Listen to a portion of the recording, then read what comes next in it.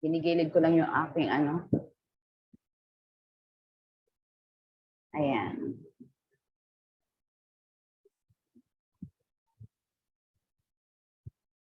Okay.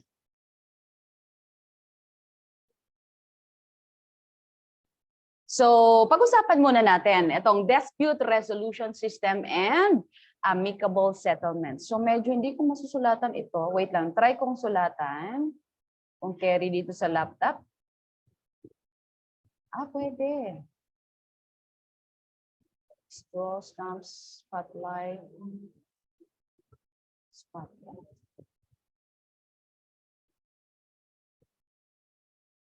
Try ko lang, ha? Okay. Carry bells naman.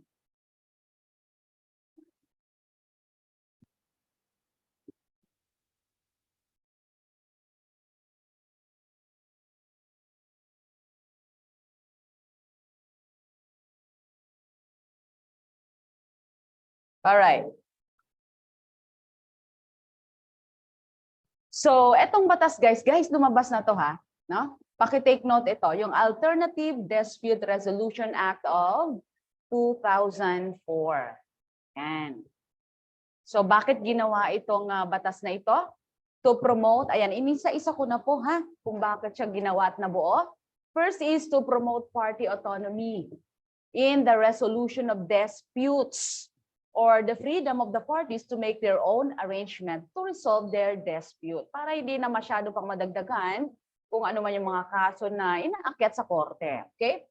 So to encourage and actively promote the use of alternative dispute resolution as an important means para makuha itong mabilisan daw and impartial justice.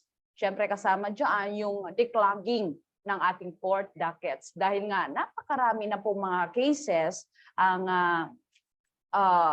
pinafile sa korte. So para hindi na masyadong dumami pa ng dumami, ayan, nabuo itong ADR na ito or Alternative Dispute Resolution.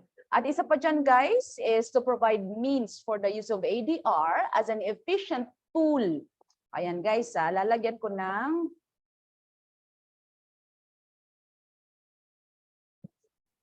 okay. Speedy, okay, impartial justice, and declog court dockets.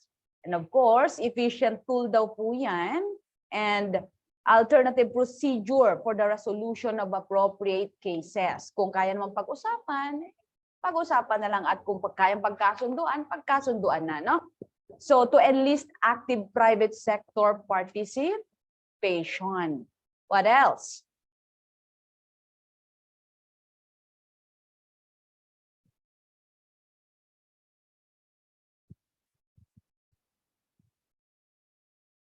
Ayan.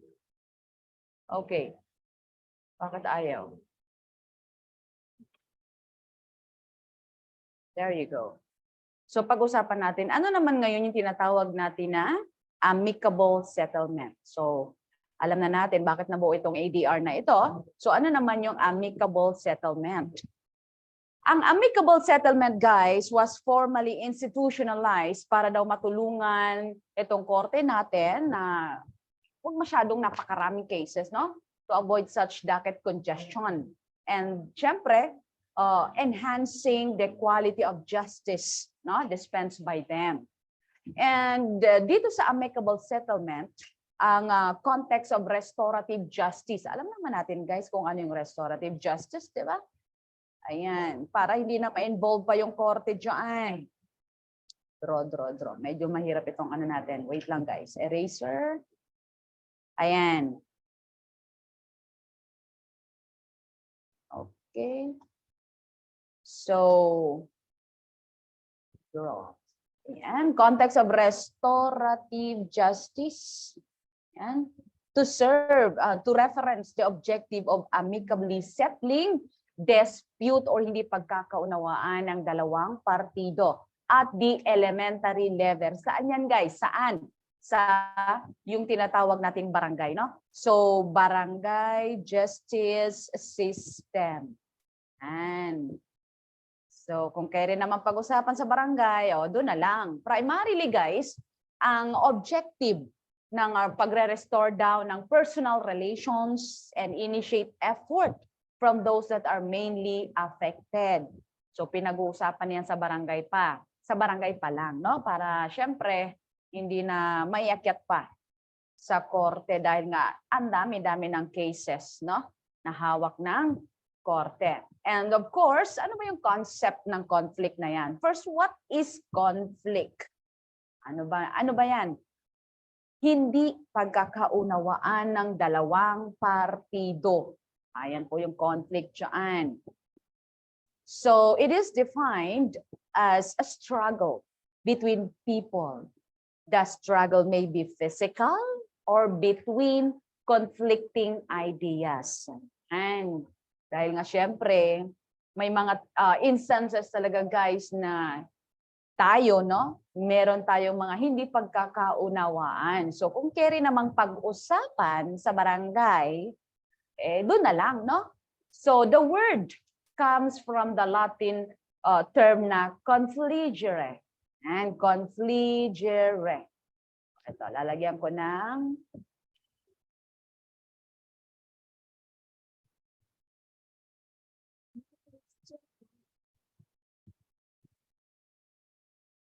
confligere.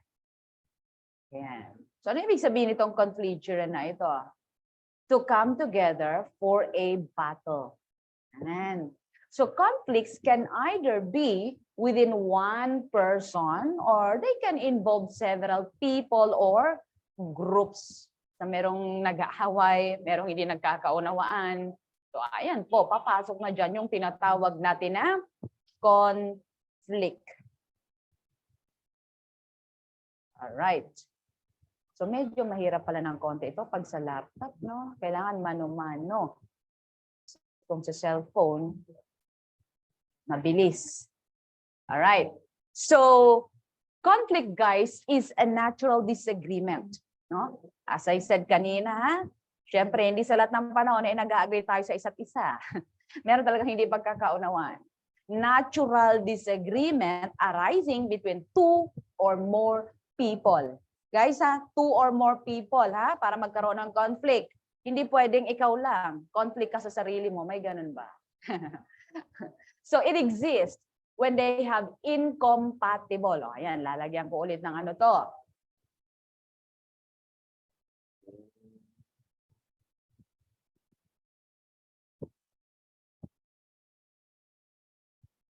There you go. Ayan, no? Incompatible goals. Kasi magkaiba nga no? So, tandaan na, natural disagreement. Ayan, and one or more believe na yung behavior ng isa is preventing him or preventing them from their own goal achievement. Ayan, nagkaroon ng hindi pagkakaunawaan. Incompatible yung goals na meron sila. Magkaiba. What else? Aside from that, burahin natin. Alright. So, ano naman yung tinatawag nating conflict resolution? So, concept of conflict resolution. Method daw po yan Methods and processes involved in facilitating the peaceful ending of conflict and retribution. Tandaan itong keyword natin dyan, guys. Methods and processes. Kumbaga, kaya nga nakalagay dyan, guys, is conflict resolution. O, ayos. Ano ba yung mga paraan na ginagawa nila para mapagkasundo yung dalawang partido? Ayan. Para magkaroon daw ng peaceful ending of conflict and retribution. So, sana all, magkaroon ng peace. Yan. It may also be used interchangeably with dispute resolution. So, pwedeng tawagin din daw itong conflict resolution na dispute resolution. So, kung sa board exam hindi mo makita yung conflict resolution, hanapin mo itong dispute resolution. Okay, balik natin. Alright? Ayan guys, nilagyan ko na ng circle, oval. Yan. So, dyan mangyayari yung tinatawag na arbitration, litigation process. So, pag-usapan natin mamaya, ano ba yung arbitration na yan? Ano ba yung mediation na yan? Okay, delete. Erase, erase, erase. Okay.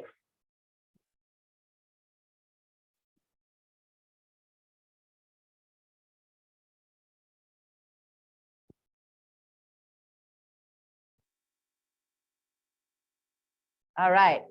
What else? So, itong conflict resolution na tinatawag din, pwede rin tawagin dispute resolution, can be taught to encompass the use of non-violent, no? Paano ba pinag-aayos, ma'am? Eh di yung mga prosesong ginagamit, yung mga methods na ginagamit dyan, guys, is non-violent. Siyempre, alangan namang doon sa barangay, doon kayo magbugbugan. Hindi pwede yon, no? Pag-usapan. Non-violent resistance measures by conflicted parties, no? Ano, bakit ganon? Anong meron dyan? Eh, para magkaroon daw ng effective resolution, right? So, committed group members attempt to resolve. Anong nire-resolve ba? Eh, di conflict po, ma'am. Paano? By actively communicating information. Ayan o, communication is the key, guys. Hindi pwedeng tayo, hinahayaan mo lang yung isang magsalita, ikaw na agrabyado ka. So, pag-usapan yung mabuti yan. No? So, communicating information about their conflicting motives or ideologies to the rest of the group. O, yan po yung tungkol dito sa tinatawag natin na conflict resolution. What else? Ayan. So ano ba yung mga strategies? Ito guys, strategies po yan by Kenneth Thomas and Ralph Hillman. Okay, may mga strategies tayo. Number 1 is yung tinatawag na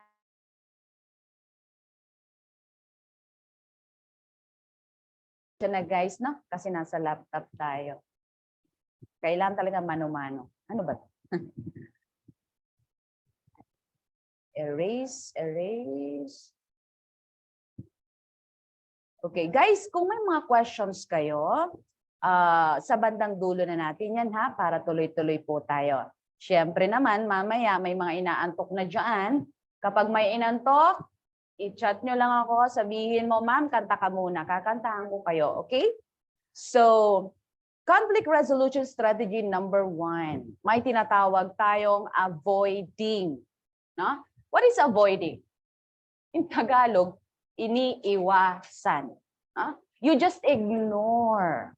Ayaw mo ng gulo, ayaw mo ng away. Iniiwasan mo yung tao or withdraw from the conflict. Tandaan yan. Ito yung keyword. Bibilugan ko guys ha. Ayan. So mas maganda na rin siguro minsan ng gano'n, no? Iwasan na lang para wag na masyadong mag-clash pa.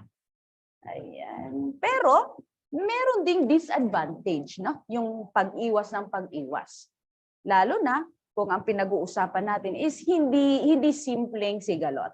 Okay, dapat talaga pinag-uusapan yan.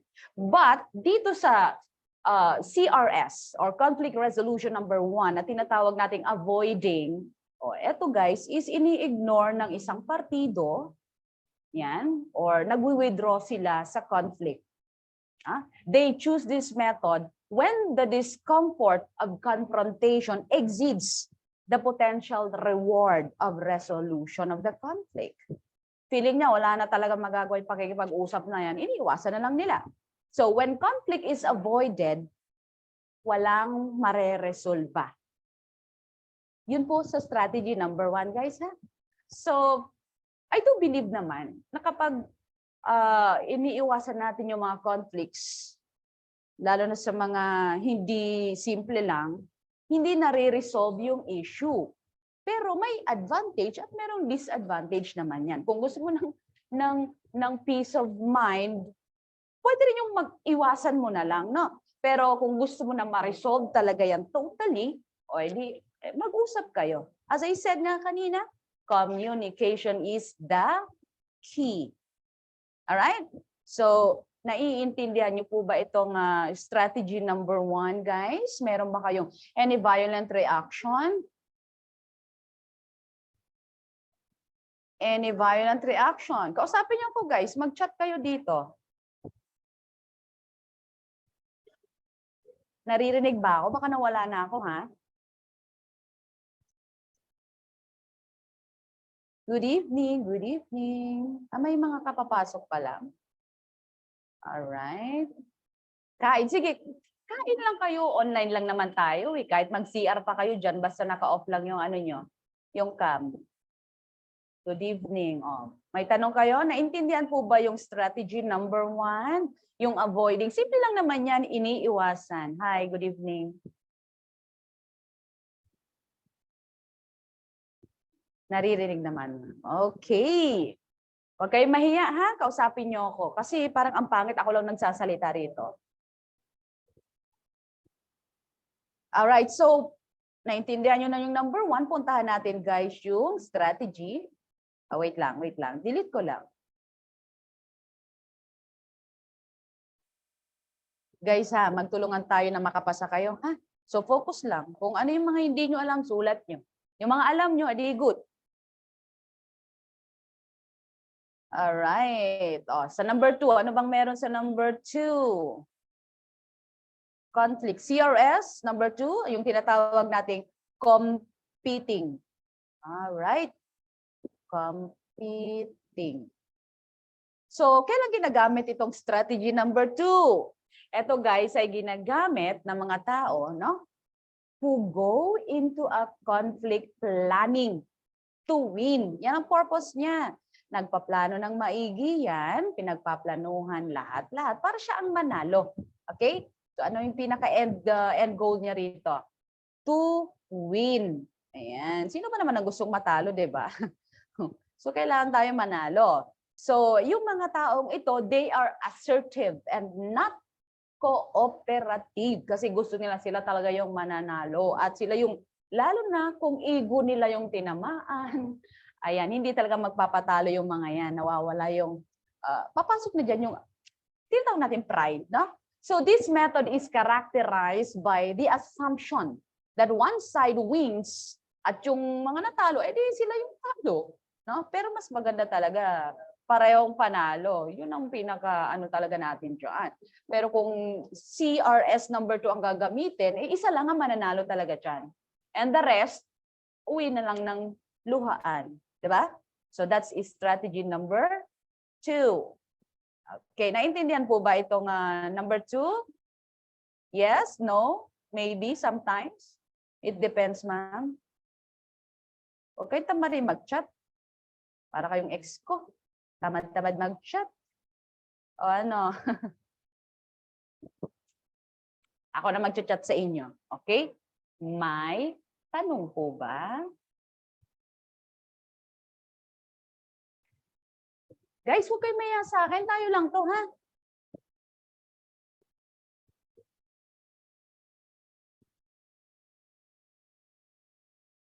Baka di na ako naririnig, ha? Kaya wala nang nag-chat. Wala po. Okay. Very good. Very good. Nagkakaintindihan tayo. Buti pa kayo naiintindihan nyo ko.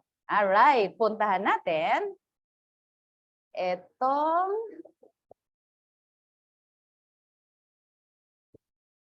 strategy number 3.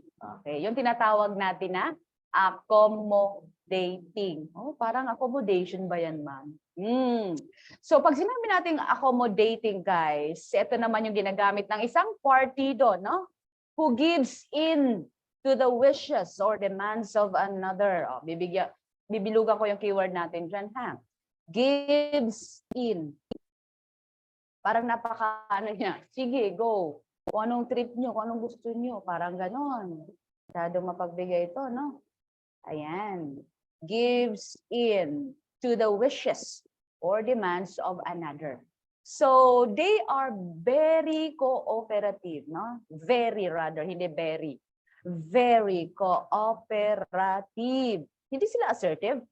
Nakikipag-cooperate lang, no?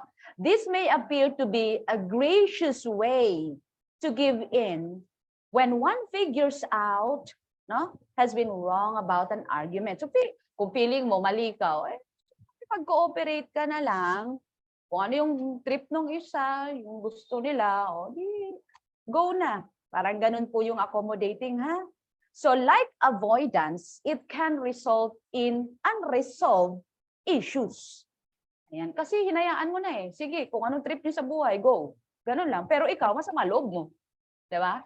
So, parang avoidance din po siya. So, too much accommodation can result in groups where the most assertive parties commander the process and take control of most conversation. O, ito naman yung mga bida-bida talaga na ayaw magpatalo. So, hinahayaan na lang ng isang partido. O, yun yung tinatawag na accommodating. Alright? So, that is strategy number 3. Okay.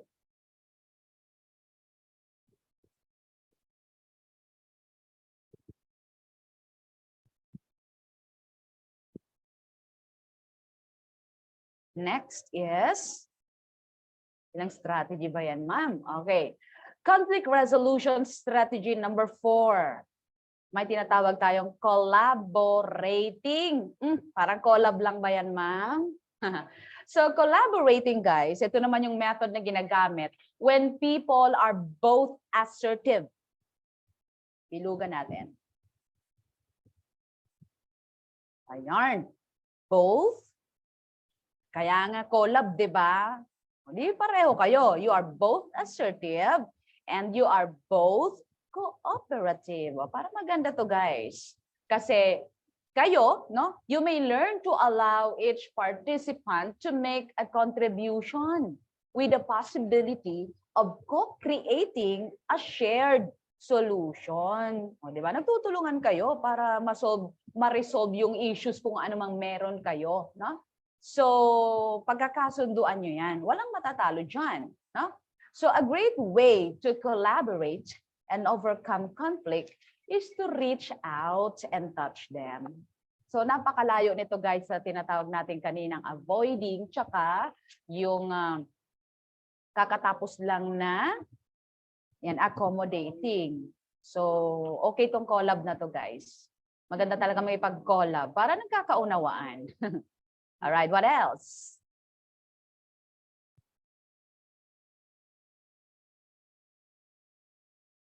Ayun.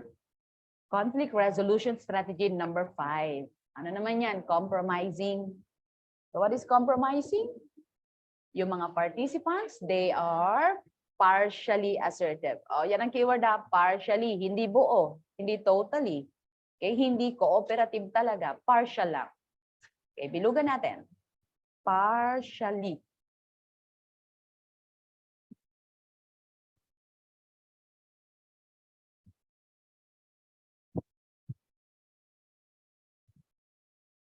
Ayan.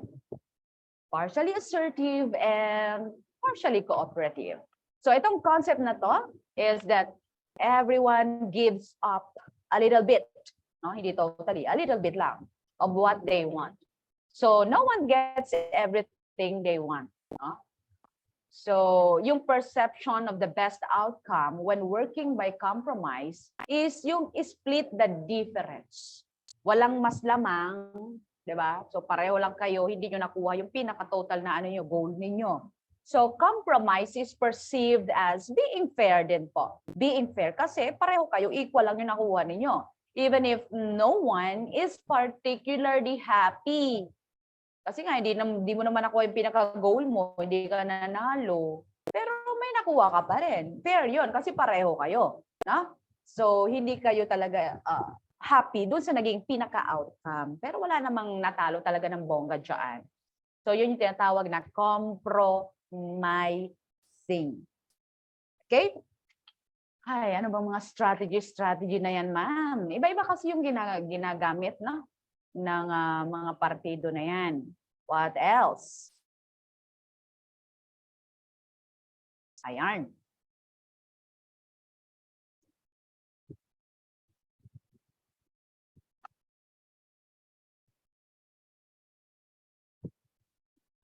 Sure.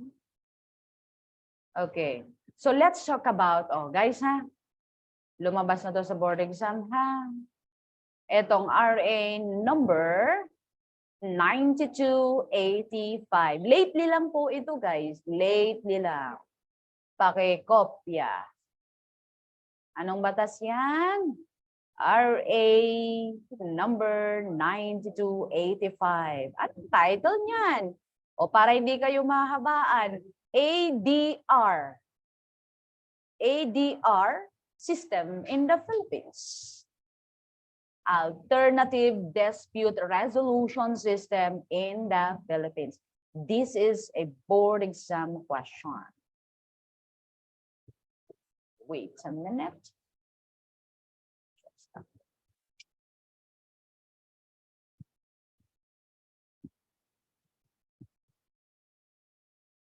Okay. 9285. Okay, so pag-usapan natin ito guys, sa 9285, ano ba yung mga exception? Exception. Yan, sinulat ko na dyan lahat guys ng exception ha. There you go. So, exception to the application of Alternative Dispute Resolution Act. So, yung provision ng ADR na yan, shall not apply, guys. O ito, lalagyan ko ng bilog ulit. Shall not apply to the resolution or settlement of the following. Ito, ibig sabihin, etong mga yan, hindi yan pasok sa ADR. Ayan, una, labor disputes covered by PD number 442. Ano yung PD number 442 na yan? Labor Code of the Philippines as amended and its implementing rules and regulations when it comes to the civil status of person, validity of marriage, hindi usaping pambarangayan, guys. Ano pa? Ayan. Any ground for legal separation. Lahat yan. Basta all about sa family, guys. Alam niyo na kung saan yan papasok, di ba? Sa family court lahat yan. Erase natin. Ayan. So, hindi pwede ito sa barangay, usapin pang barangay. At hindi pasok sa ADR Act. Any ground for legal separation, jurisdiction ng courts, future legitime. Future legitime, mana-mana po yan, no? Criminal liability, those disputes which by law cannot be compromised, and disputes referred to court annex mediation. Okay? So,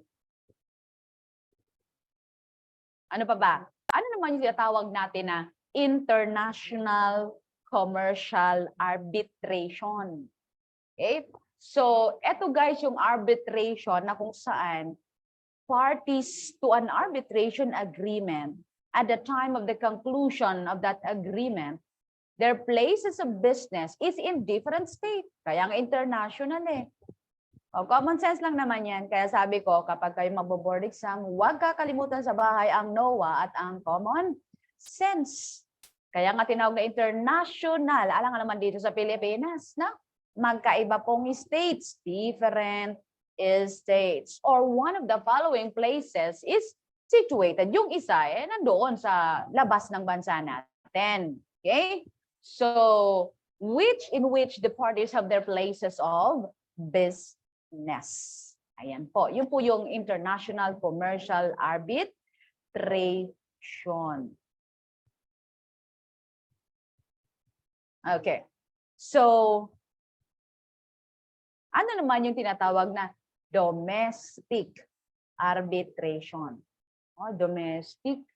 Malamang dito sa Pilipinas yan. Not international. So the following are important terms to consider.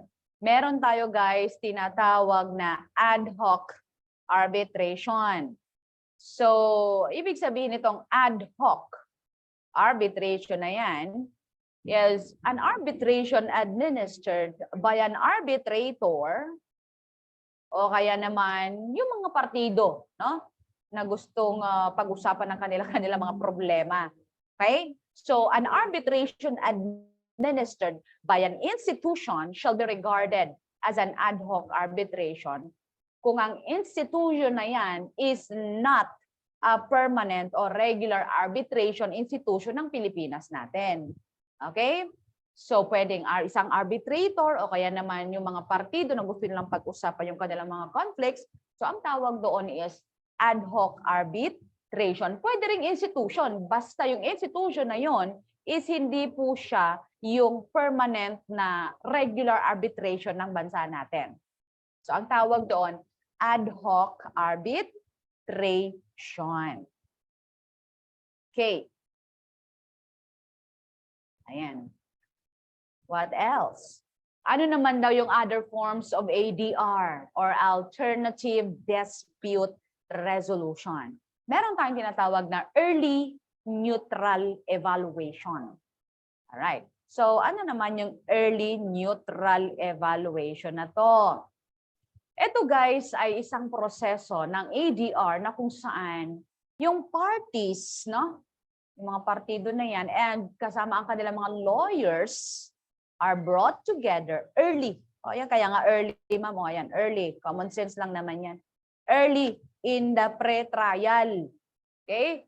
So, bakit napakaaga nila sa oras ng kanilang pre-trial? To present, ayan, to present summaries of their cases. Ano pa?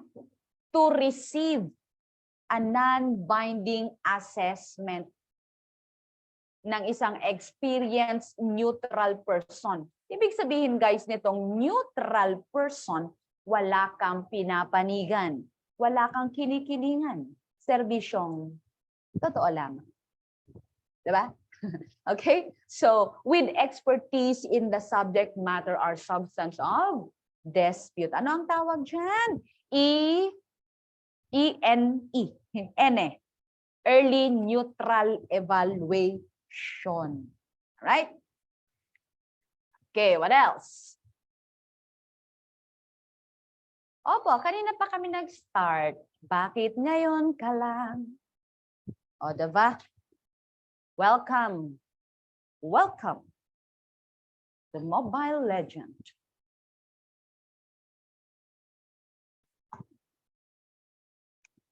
Ayon. Dumating. What are the other, ano pa? Ano pa ba? Bukod sa N na yun, N. Meron din tayong tinatawag na med-arb. What is med-arb? Mediation, arbitration. Pinagsama yan. Mediation, arbitration. Two-step dispute resolution yan, involving mediation, and then kasama yung arbitration. Mamaya pag-usapan natin ang pinagkaiba niyan. Pagdaanan lang, huwag tambayan. So, okay. So, meron din tayong tinatawag na mini trial. Aside from med-arb na yan, na ginagamit yung mediation tsaka arbitration magkasama, meron din pong mini trial. Mini trial. Cute lang ba yan, ma'am? Kaya mini, parang ganun na nga yan. Structured dispute resolution method na kung saan yung merits of a case are argued before a panel. So may panel, compromising of senior decision makers. So with or without the presence ng isang neutral third person. So mag-negotiate sila dyan. Ang tawag dyan, mini trial. Okay, what else? Siyempre, hindi mawawala ang Office for ADR. Office for Alternative Dispute Resolution. Ano naman yan? Di opisina, ma'am. Filipino buksan. Unang buksan yan, sarado na yan. Hayaan mo nakasara yan para masaya. Okay, agency po siya, ha? This is an agency attached to the DOJ. Okay, guys, yung office ng ADR, saan naka-attach? Sa DOJ. Which shall have a secretariat. So, sino ang namumuno po ng office na yan, ma'am? Malamang si Executive Director. Okay? Yan. Sabihan niyo ako pag nawawala-wala, guys, ha? Ako naman, kahit mawala naman ako, no, bumabalik-balik naman ako. Hindi ko kayo iiwan hanggat hindi tayo tapos. Alright. So, sino ang head ng office? Okay. So, sino ang head ng Office of Alternative Dispute Resolution na yan? Of course. May kumanta na. Okay. Executive Director. Sino ang nag-appoint, ma'am? Malamang, kaya nga DOJ, di malamang yung President ng Pilipinas. Alang namang hindi nyo kilala yung Presidente natin. President Ferdinand, no? E. Marcos Jr. Diba? So taking into consideration the recommendation of the Secretary of Justice. Okay. What else? So ano naman ang power ng opisina na yan? May powers po ba yan, ma'am? Meron, of course. Ang powers ng opisina na yan is first, to act. To act. Wait a minute. Back.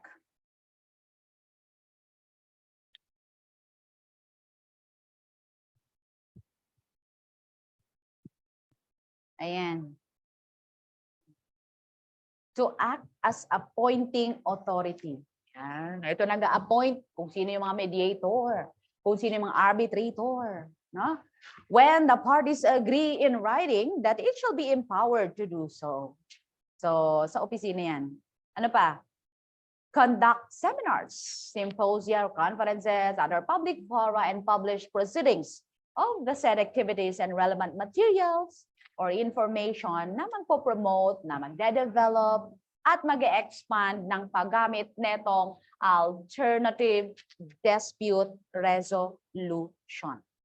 Okay. So medyo may ano pala itong opisina na ito, guys. What else? So ano ang division ng opisina na yan? Siyempre, meron siyang secretariat. Okay, so ano po ang ginagawa ng secretariat? Shall provide necessary support and discharge such other functions and duties. Kung ano man ang inuutos sa kanila ni Executive Director. Diba si Executive Director is the head of the office of the ADR. Alright? So what else? Public Information Promotion Division. Yan.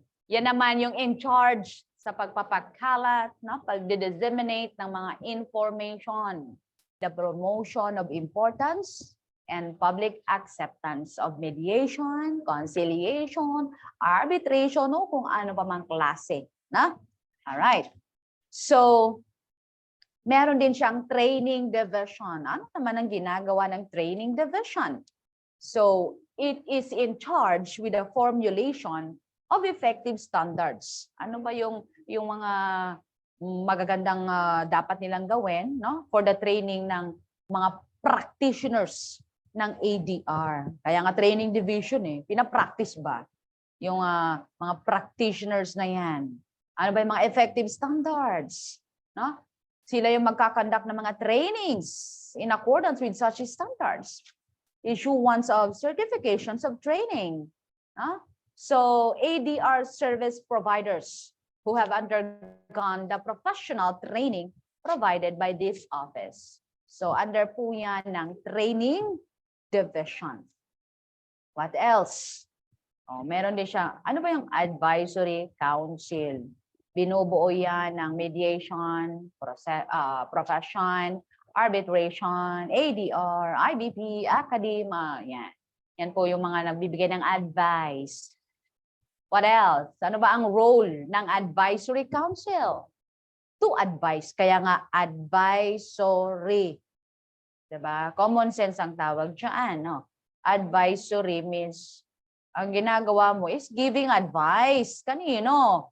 Kay Executive Director. Kung ano yung mga polisiya na pwede mong gawin. Other operational and other relevant matters. So, kailan ba nagkikita-kita yung council na yan? Regularly daw yan. At least once every 2 months. O kaya naman, kapag pinatawag ni Executive Director. Sino nga ulit si Executive Director? Siya ang head ng Office of ADR. Alright? Okay. What else? Ano pa bang meron dyan, ma'am? Alright. Mediation process. And mediation process. Ayun na nga po, binanggit na natin kanina, yung mga advisors, ipapakita ko ulit. Ayan po. Mediation, profession, arbitration.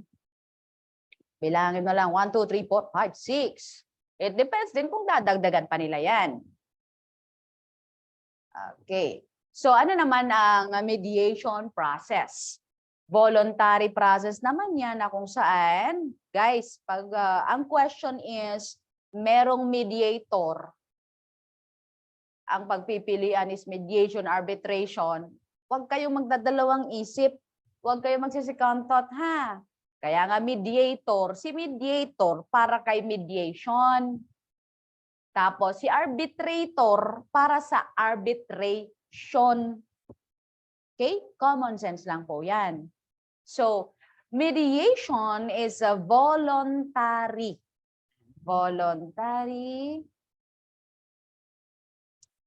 process in which a mediator, bilugan ko na ha, selected by the disputing parties, facilitates communication, negotiation, siya yung nag-assist doon sa dalawang partido na merong conflict na magkasundo na sila, di ba? Kung ano man ang dispute nila, kung ano man yung conflict nila, pagkasunduan na nila, yan ang role ni mediator po dyan. Okay? Hindi po, si mediator, hindi po yan parang judge dyan, ha? Taga-assist lang po yan. Tagapagitna para magkasundo yung dalawang partido. Yan po ang mediation. What else? Okay, Jokey, erase. There you go. All right. So, ito naman yung important terms to consider with regards to mediation, guys. Meron tayong tinatawag na ad hoc mediation. So, ano yung ad hoc mediation? Any mediation other than institutional or court annex. Kung hindi naman institutional or hindi naman po yan ng korte natin, so parang ano lang yan, ad hoc mediation. Institutional mediation naman, ayan, means any mediation. Ito ang keyword natin dito, other than. Ayan. Pag institutional, malamang administered nino or conducted under the rules of a mediation institution. So ano naman yung court annex mediation? Malamang, di ba? Mediation yan na kung saan conducted sa korte. Ayan o, korte. In accordance with the Supreme Court approved guidelines. After such court has acquired jurisdiction ng hindi pagkakaunawaan na yan. Tandaan na, after lang po na makuha niya ng korte na yan, yung jurisdiction. May karapat na siya dyan. Tawag dyan, court annex mediation. Right, what else? Court-referred mediation. Huwag mong pahirapan ang sarili mo dyan sa court-referred mediation. Bakit? Kaya nga, referred eh. Yan ang keyword natin dyan. Delete. All right.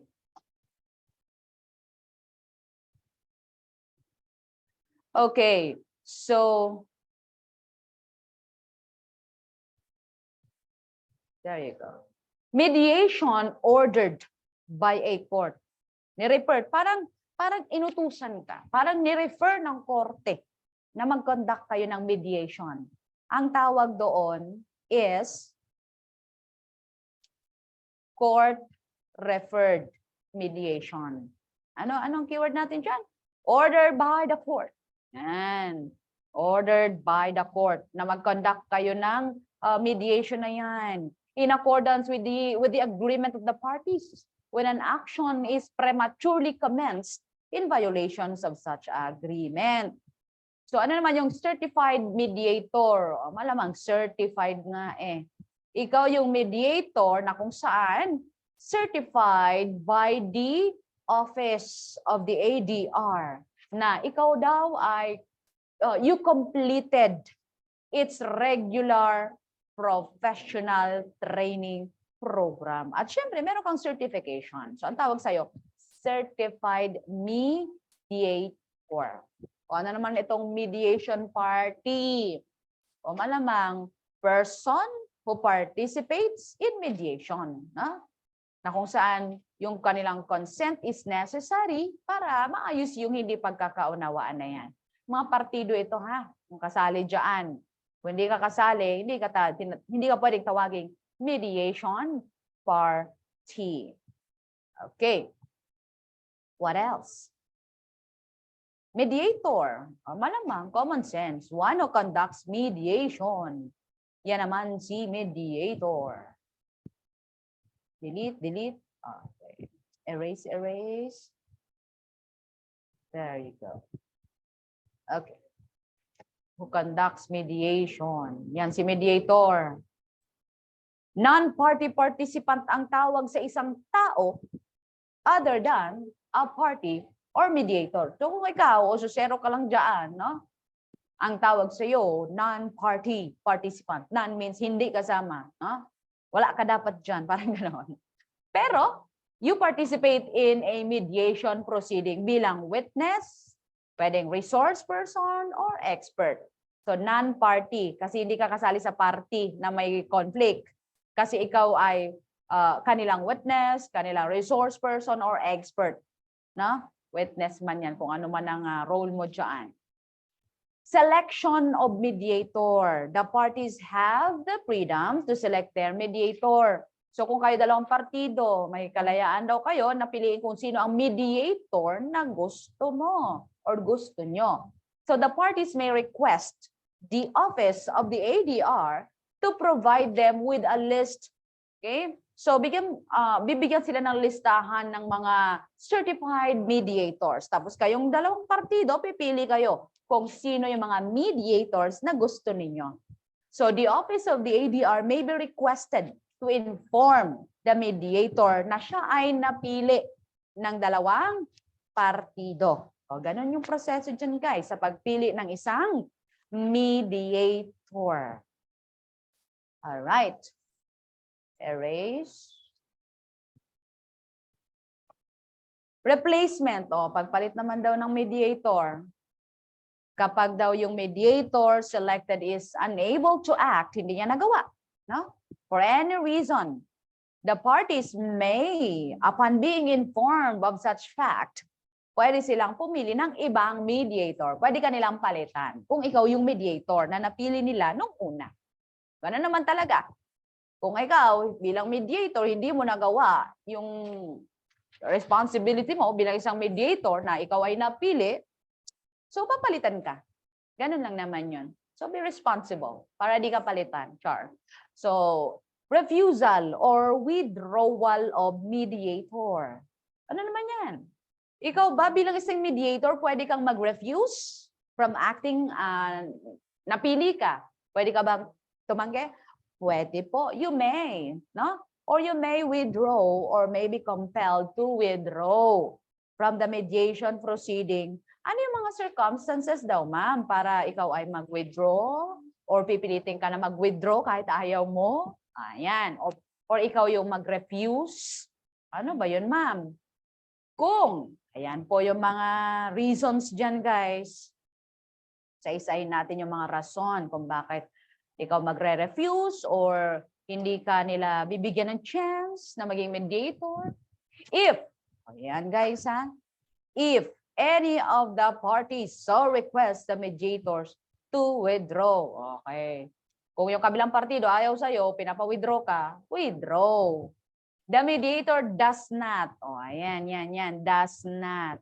Una muna, nag-request na palitan ka, na mag-withdraw ka na.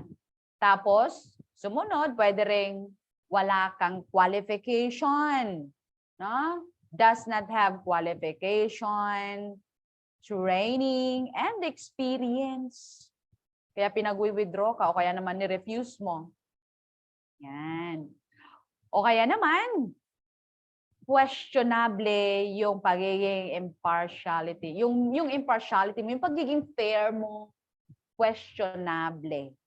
And so pwede kang i-withdraw nila. You may be compelled to withdraw bilang mediator. Kasi meron kang pinapanigan, meron kang kinikilingan. Dapat servisyo totoo lang, no? So if continuation of the process would violate any ethical standard, you may withdraw, no? If the safety would violate, ayan, ethical standards. Ano pa? If the safety daw, ayan guys, safety ng kahit anong partido dyan would be jeopardized if the mediator is unable to provide effective services. O, di pwede kang pilitin dyan na mag-withdraw, unable to provide effective services.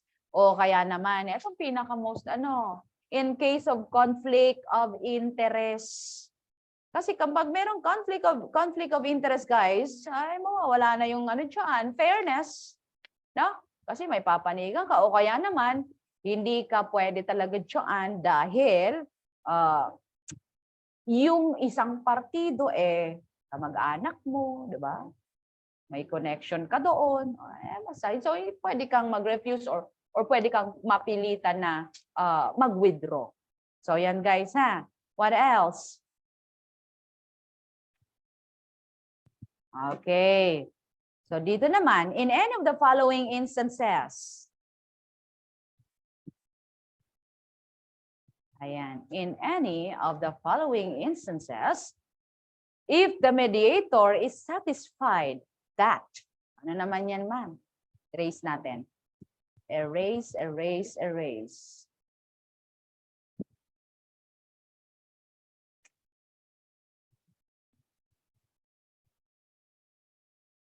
Kayo ba ay nag-dinner na? Baka mamaya walang pumasok sa utak ninyo, ha? Dahil kapag gutom, wala talagang papasok sa utak natin.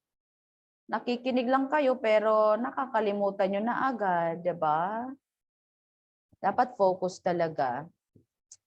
Alright. Okay.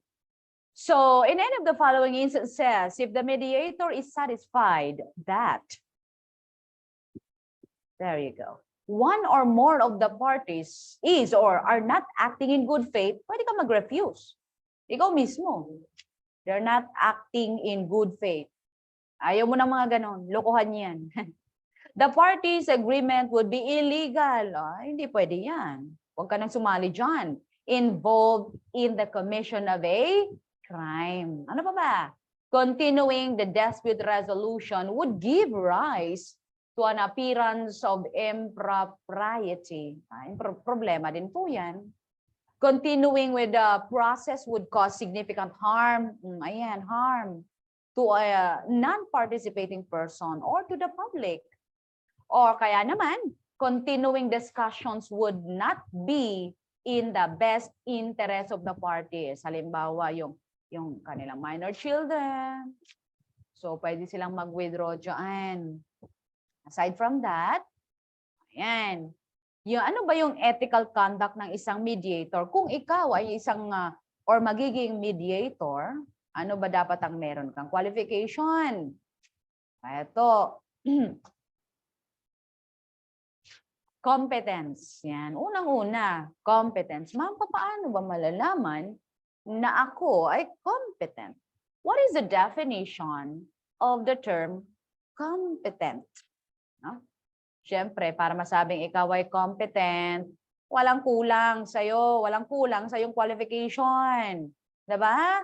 Lahat ng training, diba? Meron ka, education, or kung ano mga kailangan para ikaw ay isang maging certified, diba? Mediator na yan, meron ka. So, competent ka nun. Pero pag may kulang, there is lacking sa iyong skill, edi you are incompetent. Alright? So, competence, guys, is not required that a mediator shall have special qualifications by background or profession. Maliban na lang kung yung special qualification ng isang mediator ay kailangan yan sa mediation agreement o kaya naman by the mediation parties, kailangan siya. So, GORA, di ba? Pwede yon. However, the certified mediator shall, anong dapat na ginagawa ng isang certified mediator? Maintain and continually upgrade. O, kailangan i-upgrade mo yung skill mo, yung professional competence mo sa tinatawag nating mediation skills, no? Para marami kang kumbaga conflict na ma-resolve, di ba? Ensure that his or her qualifications, yung kanyang mga trainings and experience are known to and accepted by the parties. Siyempre, tinanggap sila ang pumili sa'yo. And experience that he or she does not have. And so, competent ka. What else aside from that? There you go. Serve only when his or her qualifications, training, and experience enable him to meet the reasonable expectation ng dalawang partido at ikaw talaga ay pinili dyan. Alright? So, okay. Impartiality. Paano yung magiging impartial? Wala kang kinikilingan dyan. You shall maintain impartiality. Na kung saan, ikaw nga ang pumapagitna. So, wala kang dapat kakampihan dyan. So, first, bago mo tanggapin ang isang mediation daw, an individual who is requested to serve as a mediator shall, anong dapat gawin? Okay. Ayan. Make an inquiry that is reasonable under the circumstances para malaman kung may mga known facts, no, na itong taong ito, itong reasonable na individual na ito would consider likely to affect the impartiality of the mediator. So dapat alamin niya 'yon, 'di ba? Kung mayroon siyang connection doon sa tao, including a financial or personal interest in the outcome of mediation and any existing or past relationship doon sa isang partido. Makaka-apekto yun, guys. Siyempre, doon ka sa kilala mo. Yun yung napapansin ko minsan sa ibang mga barangay na. Lalo na kang kakilala nila. Diba? Kung kamag-anak nila. Mas pinapaboran yung mga kamag-anak nila. Kahit mali pa yun. Diba? So kung kayo magiging part ng ganyan, guys, be fair lang. No? Ano ba? Disclose to the mediation parties any such fact known or learned as soon as practical before accepting mediation. And, syempre, always, no? Kung ikaw si mediator, tandaan yung term na confidentiality para maging confidential. Hindi ka dapat aling marites dyan na pinamamalita mo sa lahat. Diba? A mediator shall keep in utmost confidence all confidential information obtained in the course of mediation process. Huwag mong ipagsabi yan. No? A mediator shall discuss issues of confidentiality doon sa partido bago din sila magsimula. Kung ano na pag-usapan natin dito, parang military, di ba? What you see, what you hear, when you leave it here. Diba? So sasabihin nila, bago tayo magsimula, ikaw si mediator, discuss mo muna, ano ba yung confidentiality na yan? Ano ba yung dapat yung gawin, mga hindi dapat gawin, mga ganyan. Kasama din yung limitation in the scope of confidentiality and the extent of confidentiality provided in any private session. Diba? What else? Okay. Consent and self-determination. So, ikaw bilang mediator, kailangan daw, you shall make reasonable effort. Reasonable. Reasonable effort to ensure na itong dalawang partido na ito is nauunawaan, understands the nature, no? And character of the mediation proceeding. Ayan, naunawaan yung proceeding na yan. Kasama dyan yung mga private caucuses, the issue, the available option, alternatives to non-settlement, no? Yung party, each party is free and able to make whatever choices he or she desires regarding participation. Pwedeng hindi mag-participate, depende sa decision niya, no? So, kung ano ang mapagdesisyonan niya, no? Kung hindi siya papayag, edi ayaw niya ibigay yung consent niya, edi wag. Hindi namimilit ang barangay, di ba? Ganun lang naman yon. What else? Ayan. Separation of mediation from counseling and legal advice. Erase.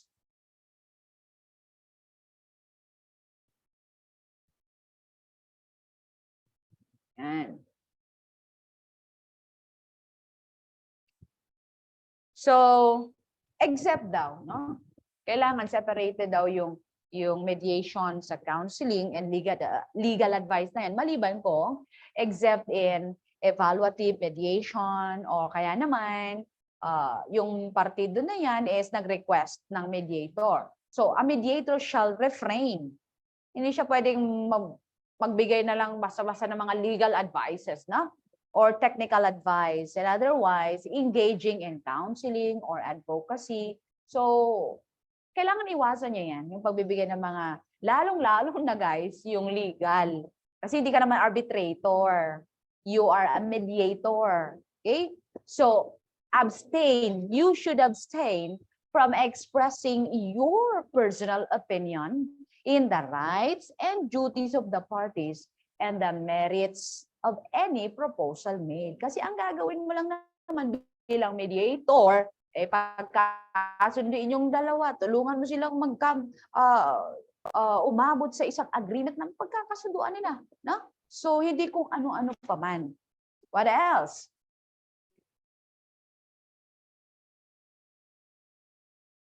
Charging of fees. Well, pagdating naman din sa fees na to, kailangan bilang mediator, you shall fully disclose and explain to the parties the basis of cost, yung mga fees and charges.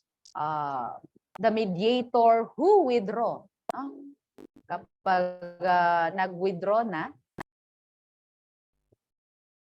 pindot, from the mediation, shall return to the parties any unearned fee. Dapat walang binabayaran. Wala siyang dyan ng mga fee. No?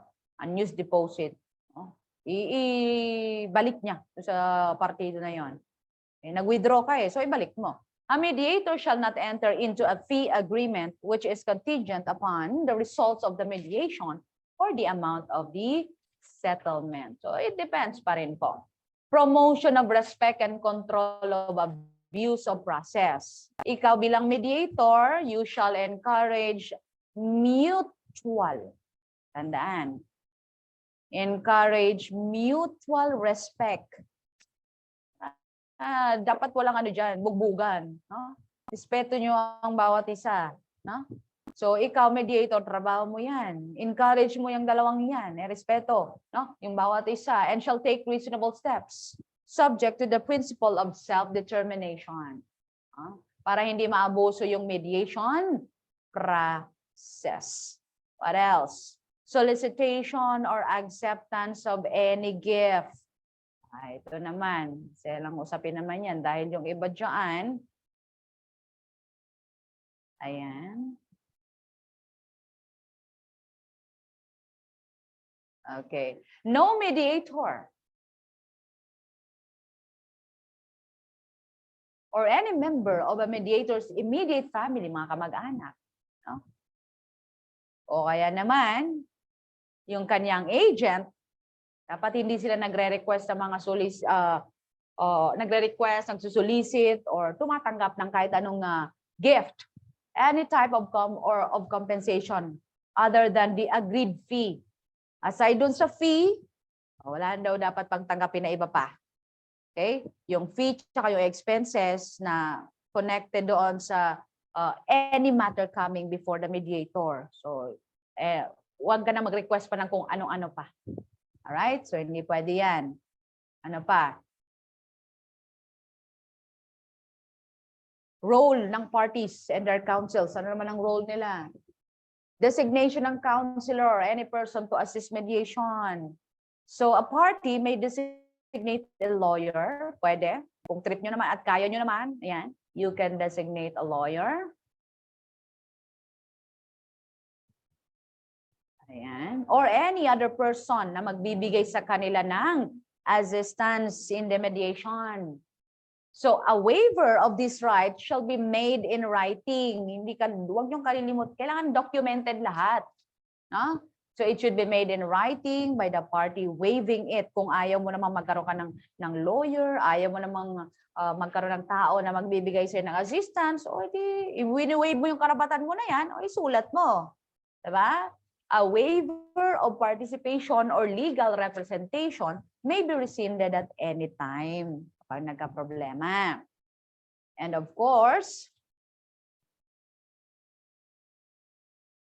sa pag-conduct naman daw ng mediation, paano ba yung ginagawa mo?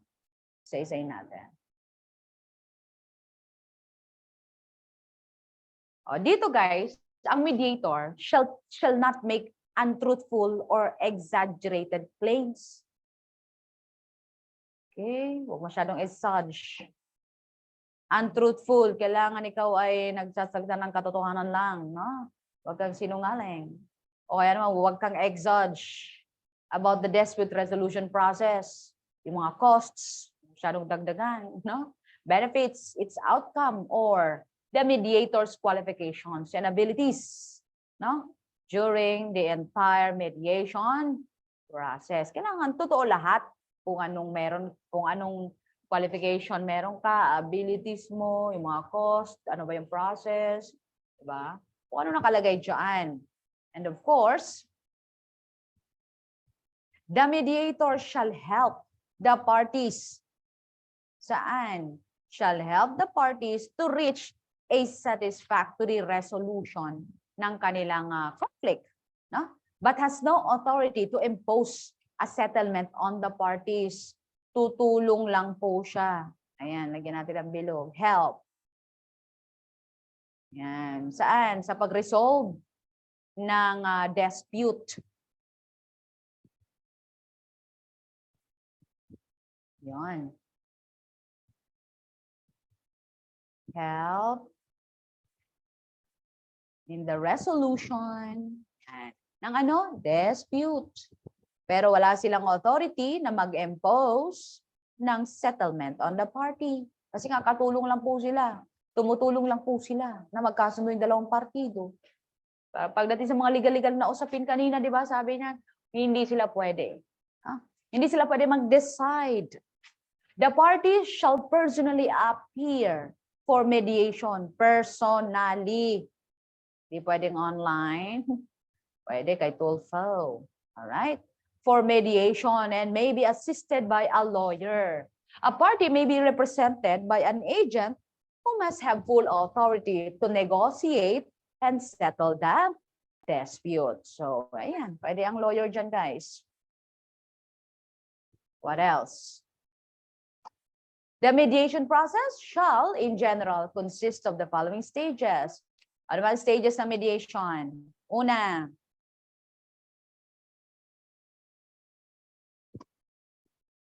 opening statement ng mediator. Importante ang opening statement na yan. Individual narration by the parties. Exchange by the parties. Kung ano nila sa mga conflicts nila. Summary ng kanilang mga issues. Generation and evaluation ng mga options na pwede nilang gawin. And syempre, kailangan may closure. Guys, napaka-importante ng closure. No? Kahit sa buhay natin, importante ang closure. Dahil kapag walang closure, walang nare-resolve. No? Kapag may closure, ibig sabihin nasarado na ang kaso. Wala na kayong samaan ng loob. Okay. Okay na ang Parehong partido. Okay, tandaan yan. So guys, ang closure sa bandang dulo yan. Hindi pwedeng closure sa unahan. Walang ganon. Sa unahan kasi opening eh. Tama ba sinabi ko? Oo, opening. Ayan, opening. Yan. Pinakadulo, edi pagsasara. Ayan. Pagtatapos ng lahat. No? Ng lahat ng sigalot between the two parties. Napaka-importante yan, guys. Yan po yung mga stages dyan, ha?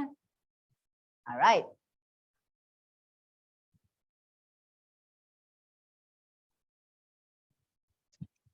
Of course, the mediation proceeding shall be held in private. Tandaan yan.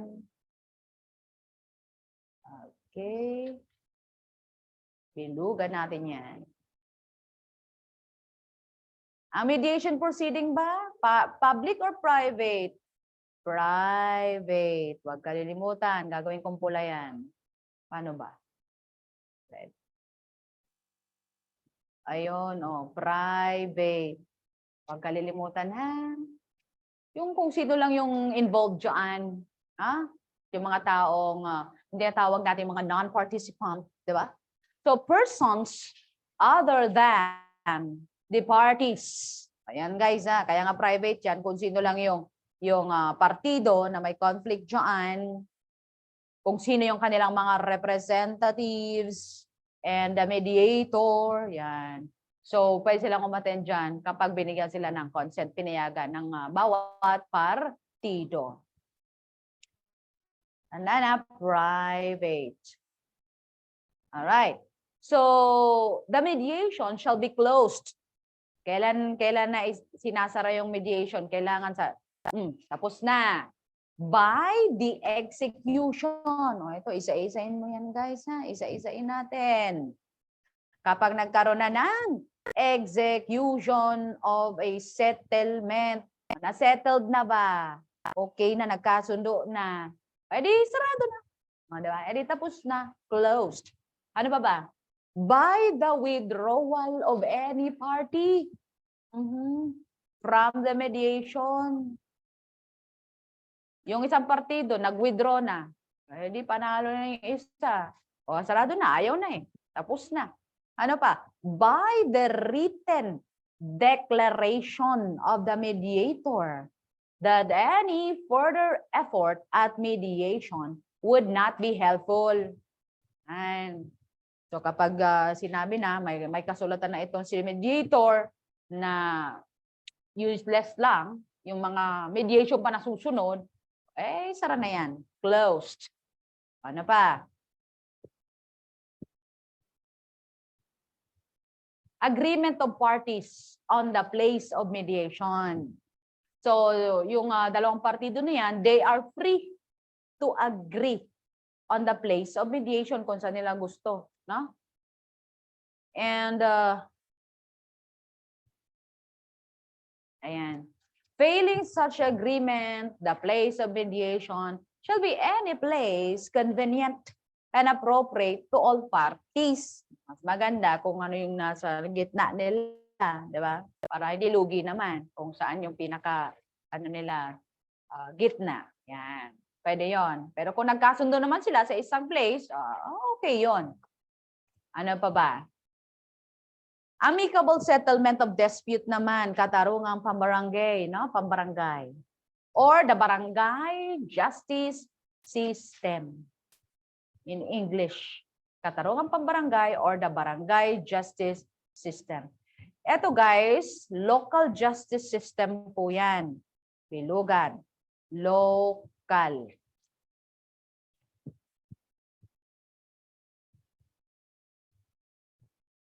Sabihan nyo lang pag may inaantok na, ha?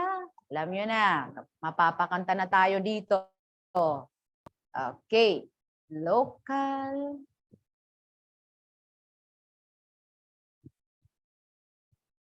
justice system in the Philippines. Pero ano yan? Barangay-barangay, di ba? It is operated by the smallest of the local government unit. Ano ba yung smallest? Local government unit. Di walang iba, kundi ang ating barangay. Tandaan yan na. The smallest unit in the society. Ang sagot, family. Family. Pamilya ba? Na bumubuo sa barangay. Na bumubuo sa society. Pero pag smallest unit of the local or government, alam na, barangay yun. So, overseen by the barangay captain, malamang si kapitan, ang namumuno dyan. The little president of the barangay. The highest elected official of the barangay at ang kanyang mga executives. So, ang barangay captain sits on the lupong tagapamayapa. Malamang, lupong tagapamayapa along with other barangay residents, which is the committee that decides disputes and other matters. Mamaya pag-usapan natin ang lupon-lupon na yan. They do not constitute a court as they do not have judicial power. Pero parang kung titingnan natin, yung kapangyarihan dyan ng barangay captain, parang tulad na din po, no? Sa isang, para rin siya may kapangyarihan sa lahat. Parang little president nga. Diba? Pero wala siyang tinatawag na judicial power. Kasi di naman sila korte dyan. Right? What else? Okay, sino naman si Alfredo? Naalala nyo ito, si Alfredo. Si Alfredo Flores Tadiar, siya po ang principal author ng PD 1508. Mama na yung PD 1508? Katarungang Pambarangay Law. Ayan. So siya rin po yung nagsulat ng implementing rules requiring prior conciliation as a condition for judicial recourse. So for 12 years, he was a member of the Committee of Consultants, Bureau of Local Government Supervision, na ang ginagawa niyan is oversaw the nationwide operation ng Katarungang Pambarangay Law. So under the decree, the body was known as Lupong Tagapamayapa. Yan. So this decree was replaced by Local Government Code of 1991. Tadyar. Yan po si Tadyar, ha? What else? So, Katarungang Pambarangay, PD 1508, repealed by RA 7160. Local Government Code po yan. So, ano ba ang concept of barangay and lupong tagapamayapa? Yan. So, ano muna yung barangay, ma'am? Nabanggit na natin kanina to. Barangay refers not only to barrios which were declared barangays by virtue of PD number 557. By virtue of this PD, guys, yung mga baryo-baryo declared barangay yon. But also, two barangays, otherwise known as citizens' assemblies pursuant to PD number 86. Sino naman ang namumuno din sa barangay? As I said a while ago, the barangay captain. Refers to the barangay captains of the barrios which declared barangay by virtue of PD number 557. Kapag yung baryo mo declared barangay ng PD number 557, then it is barangay. At ang mamumuno dapat sa inyo dyan ay barangay captain. And to the chairman of barangays, otherwise known as citizens' assemblies pursuant to PD number 86. All right. O eto guys, lupong tagapamayapa. Hindi lang yan lalabas dito sa kasi siyempre sa criminology, lalabas yan. Dahil meron tayong juvenile delinquency at pinag-uusapan din po yan dyan. No? So sa criminology area. Ano ba yung lupong tagapamayapa? Ilan ba ang bumubuo dyan?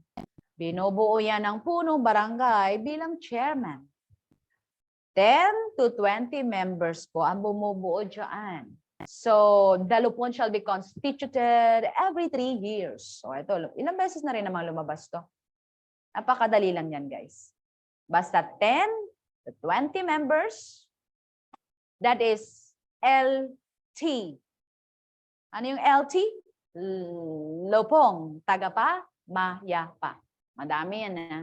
Kaya nga lupon eh. Lupong tagapamayapa. The lupon shall be constituted every 3 years. So, any person actually residing or working in the barangay, not otherwise expressly disqualified by law, ha? Hindi siya disqualified. At yung taong yan is merong integrity, impartiality, walang kinikilingan, fair, independence of mind, hindi basta-basta na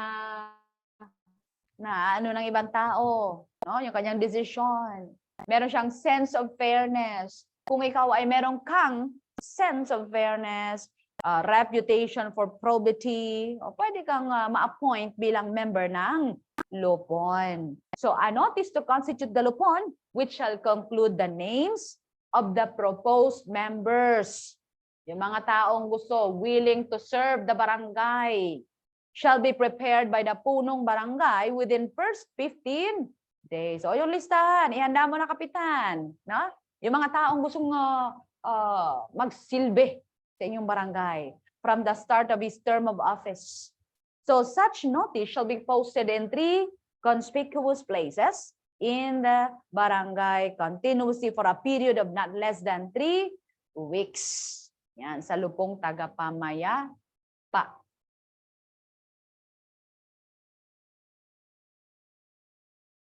All right. So, ano ba ang function ng lupon? Meron bang function ng lupon? Malamang, meron. Okay. So, ang ginagawa ng lupon, madali lang. Exercise administrative supervision over the conciliation panel. Admin supervision. Meet regularly once a month lang po. Ito ang lupon daw. Once a month. Para magkaroon daw ng forum for exchange of ideas sa bawat members and the public on matters relevant doon sa tinatawag nating amicable settlement ng mga disputes. Yan, conciliation panel members para sharing sila with one another kung ano ba yung naoobserbahan nila, kung ano ba yung mga experiences nila in affecting speedy resolution of this dispute. Yan. Ano pa ba ang function ng lupon?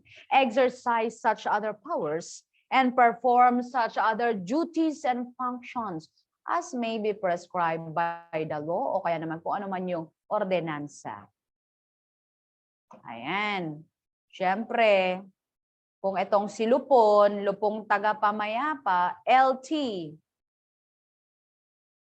hindi naging successful, papasok na ito ngayong si PT. Ano ba yung PT? Pregnancy test? Hindi. Pangkat tagapagkasundo. Ayan. So, yung 10 to 20 members, yung tinatawag nating lupong tagapamayapa, walang nagawa. Bubuo ngayon ng tinatawag na pangkat tagapagkasundo. It will serve as the conciliation panel. Binubuo ng 3 miyembro lang po yan. Okay? 3 members yung pangkat tagapagkasundo. So, ang pangkat tagapagkasundo, guys, ay pipiliin ng mga partido na hindi nagkakaunawaan. No? The parties to the dispute. So, pipili sila doon sa listahan ng mga members ng lupon. No? Should the parties fail to agree on the pangkat membership, hindi sila nagkakasundo kung sino yung 3, the same shall be determined by lots drawn by the lupon chairman. Kung sino yung lalabas, no? Okay, what else?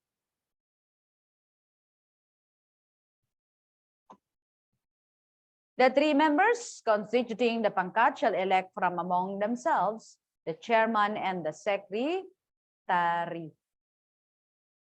So, anong gagawin ni secretary? Di siya yung maghahanda nitong tinatawag na minutes. Ano ba yung minutes of the pangkat? Di yung yung pinaka-flow, no? Pinaka-flow ng proceeding. Siya magsusulat, sino yung attend, anong oras nagsimula, sino yung mga umattend, kung ano yung napag-usapan, lalagay niya yan dyan. Ang tawag doon, minutes of the pangkat proceedings and submit a copy to duly attested by the chairman, yan, to the Lupon secretary and to the proper city or municipal court. And syempre, he shall issue and cause to be served notices to the parties concerned. And the Lupon secretary shall issue certified true copies ng kahit anong public record na nasa kanyang custody that is not by law otherwise declared confidential. Kung hindi naman confidential yan, pwede niyang ibigay po yan, public record na yan. So tandaan lang, sa pagkasundo dito sa PT na to, 3 lang po yan.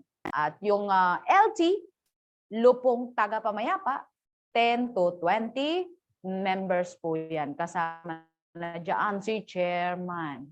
Chairman, alright? Ano pa ba? Clear.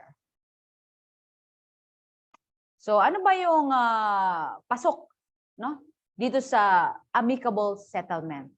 And the Lupon of each barangay shall have authority to bring together the parties actually residing in the same city or municipality for amicable settlement of all dispute. And siyempre may exception to the rule po yan. Okay. Bilugan natin. Ano yun? Sa amicable settlement?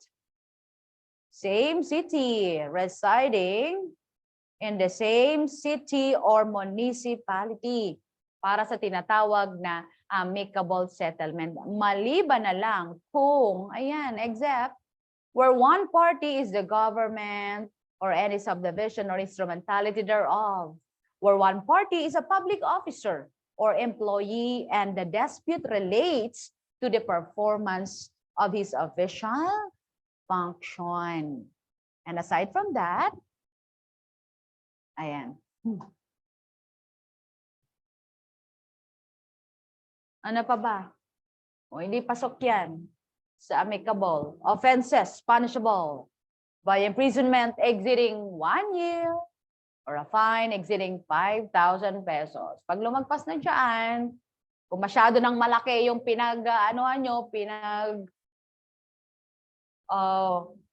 hindi pagkakasunduan, ayan. Halimbawa, 100,000 pesos yan, 1 milyon, aba.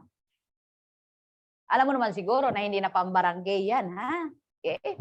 So, offenses where there is no private offended party, where the dispute involves real properties located in different cities, di pwede yan, or municipalities unless the parties thereto agree to submit their differences. So, in general rule, hindi pwedeng magkaiba ng tinitirahan or hindi pwedeng magkaiba kayo ng cities, municipalities, maliban na lang kung nag-agree kayo na doon kayo sa isang city, sa isang municipality magkasundo or mag-conduct ng amicable settlement by the appropriate Lupon.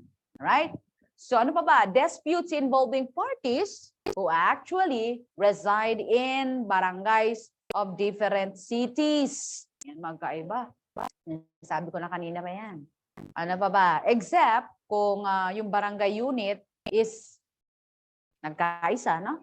Na kung saan they submit, they agree. Pinag-usapan nila na they will submit to their differences para magkaroon ng pagkakasunduan, para magkaroon ng pag-uusap, magkaroon ng tinatawag na amicable settlement by the appropriate Lupon. So, pwede yung magkaiba kayo ng tinitirhan. Diba? So, but in general rule, hindi pwede daw. such other classes of disputes which the President may determine in the interest of justice or upon the recommendation of the Secretary of Justice. What else? Procedure. Ano bang procedure sa amicable settlement na yan? Okay, isa-isayin natin ang procedure na yan. Unang-una, yung tinatawag nating initiation of proceeding. Initiation. So, na-start. Upon payment of the appropriate filing. Filing fee, ha? Siyempre, lagi naman merong ganyan. Any individual who has a cause of action against another individual involving any matter within the authority of the Lupon may complain. Kung meron kang problema dun sa isang tao, you may complain orally, ayan, or in writing to the Lupon chairman of the barangay. Yan po ha, yan ang gagawin mo. Ano pa, aside from that? Okay, procedure din po ito ha, kasunod na yan, mediation na by Lupon chairman.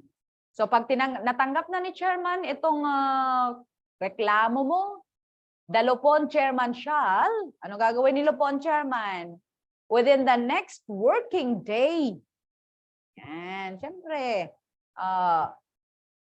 papatawag na niya. Summon the respondents.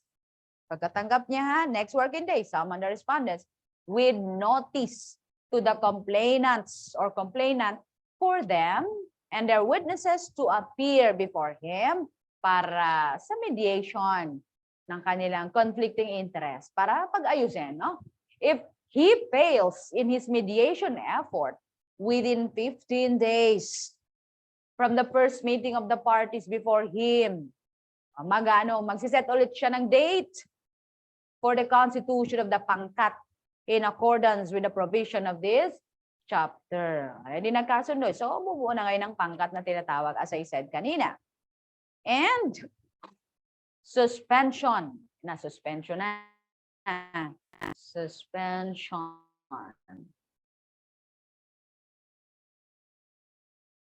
Suspension of prescriptive period of offenses.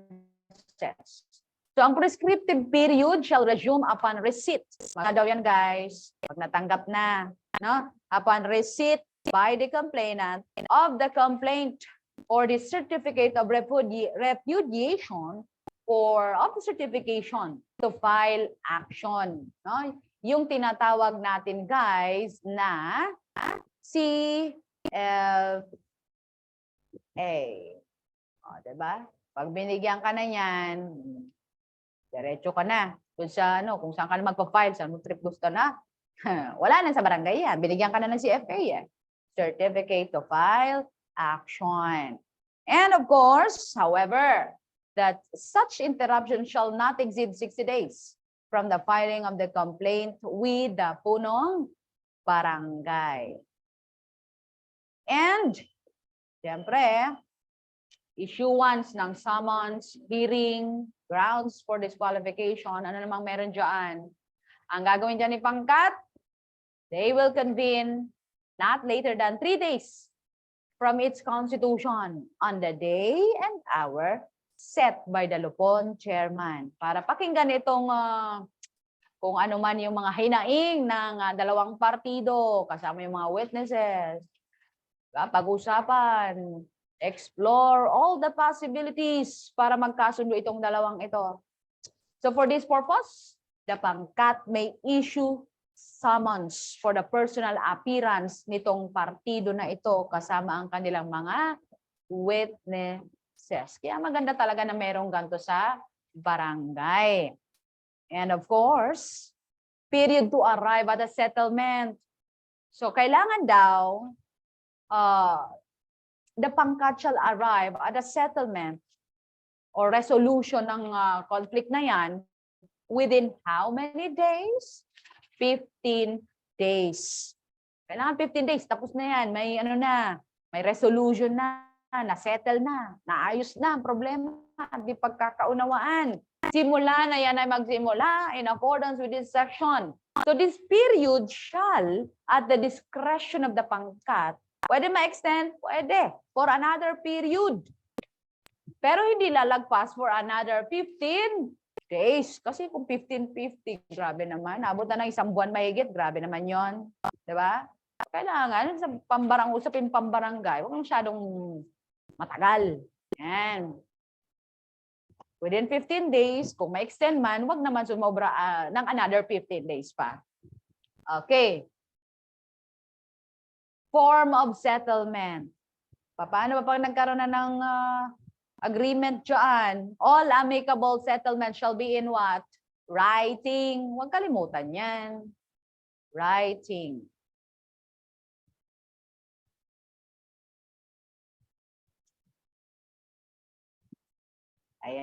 Ayan. Tapos, in a language or dialect known to the parties, may pirma nila, signed by them. Attested to by the Lupon chairman or the pangkat chairman, as the case may be. So, kapag yung dalawang partido na yan, hindi magkaiba ng language or ng dialect, the settlement shall be written in the language known to them. So, kung yung isa, Bisaya, yung settlement is in Bisaya, hindi siya makaintindi ng iba pa, kundi Bisaya lang. Tapos yung isa naman, Ilocano, yun lang naintindihan niya, di isusulat naman yung settlement sa Ilocano naman. Ganun po. Okay? So, kung pareho naman nakakaintindi ng Tagalog, edi Tagalog lang. Yan, ganun po. Ano pa ba?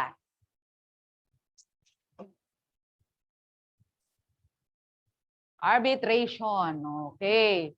So, the parties may, at any stage of the proceeding, agree in writing that they shall abide by the arbitration award of the Lupon chairman or the pangkat.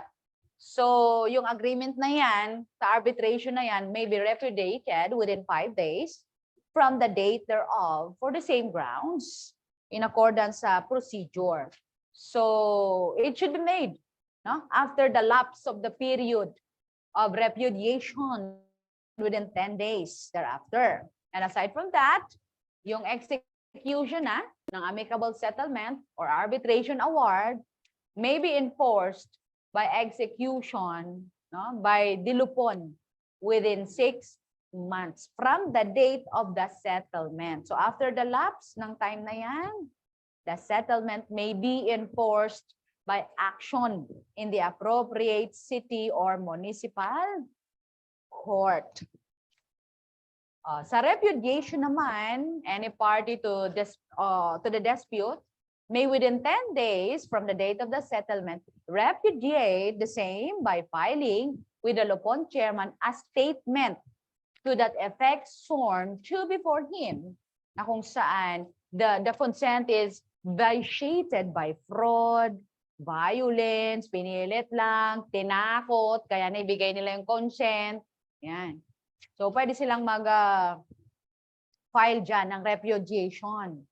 Okay. Kailangan nilang yan sa statement nila na sila ay pinilit lang para sa consent na yan. So, it should be sufficient basis for the issuance of the certification for filing a complaint. Ayan po. And aside from that, yung transmittal ng settlement, arbitration award to the court. So, ang gumagawa po niyan is yung secretary ng Lupon. Itatransmit niya yung settlement or kaya naman yung arbitration award doon sa appropriate city or municipal court. Within how many days? Ayan, within 5 days. No? From the date of the award or from the lapse of the 10-day period repudiating the settlement. Siyempre may mga copy-copy sila dyan. And, ayan. So, puntahan natin itong crisis management. But before that, bago tayo pumunta sa crisis management, pwede ba tayo mag-dinner saglit, guys?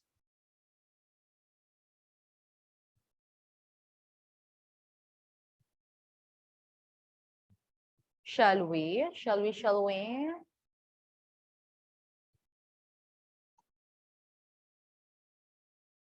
Sige. Balikan nyo ako guys ha.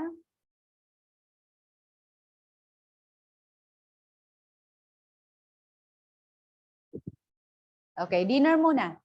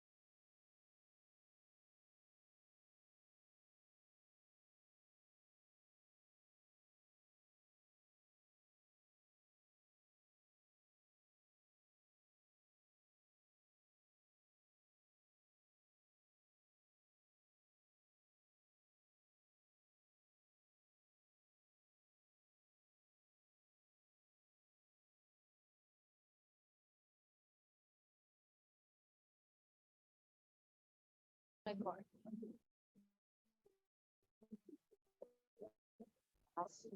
All right, so let's continue, guys. Asa na ba tayo? Dito na tayo sa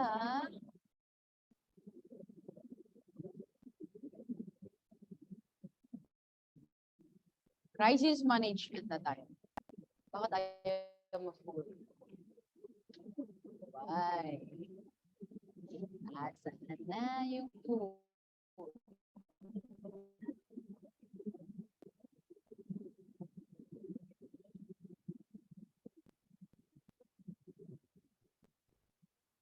Ayun. Then.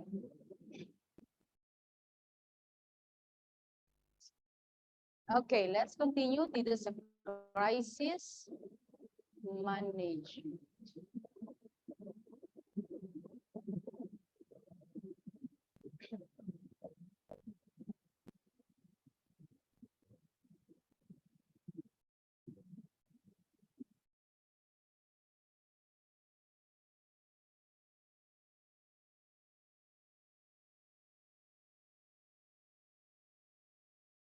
Yun ba ito? Wala.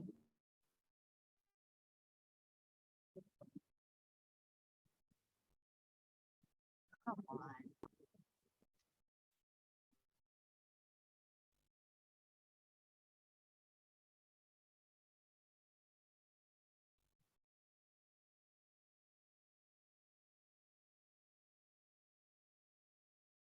Wait lang, guys.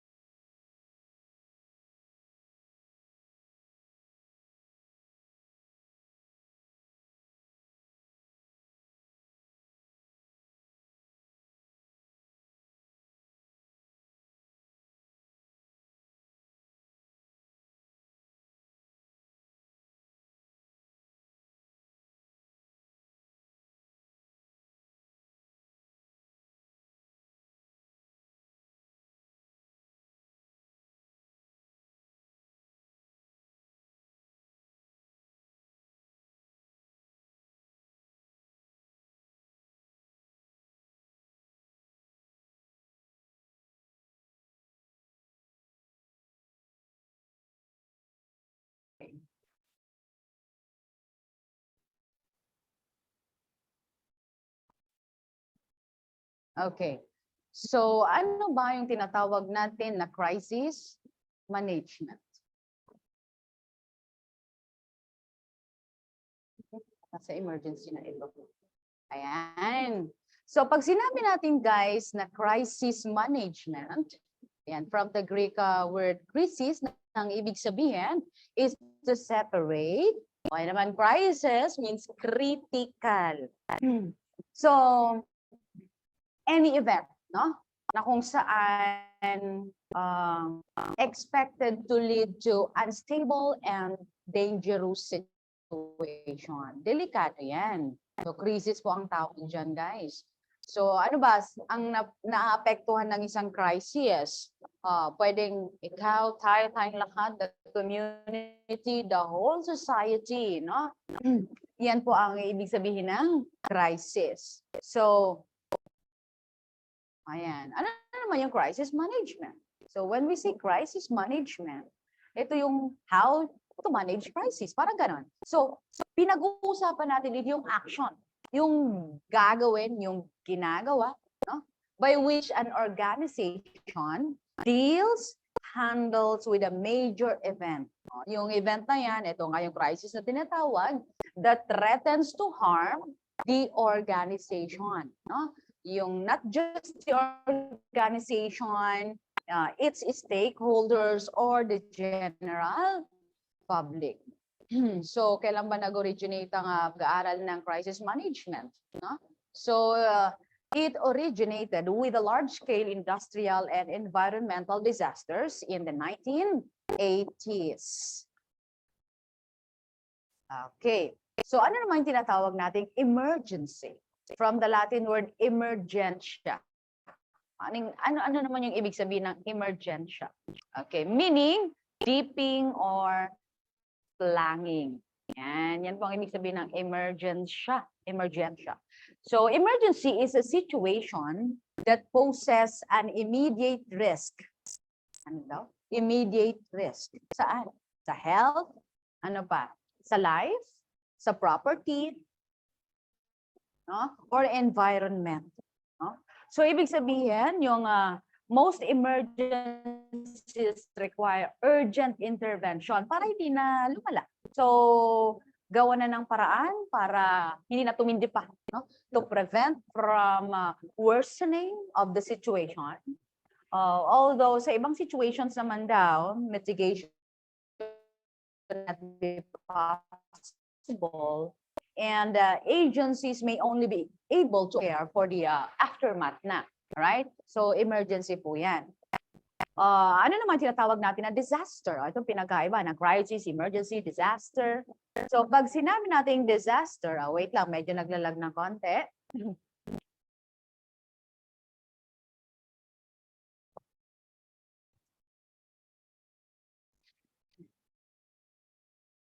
Ano naman ibig sabihin yan?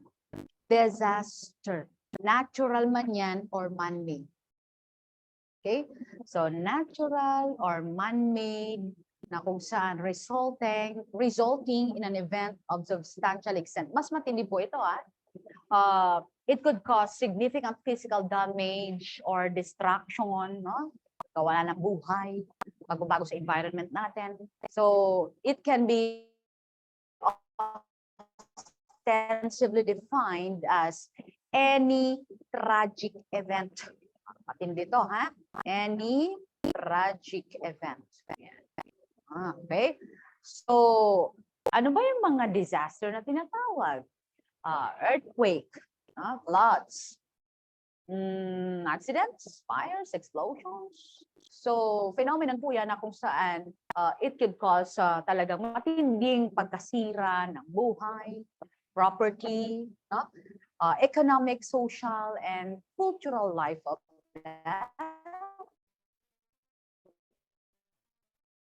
people. Ayan po yung tinatawag natin. What else? So, ano naman yung types of crisis? So, madali lang naman yan. So, meron tayo guys tinatawag na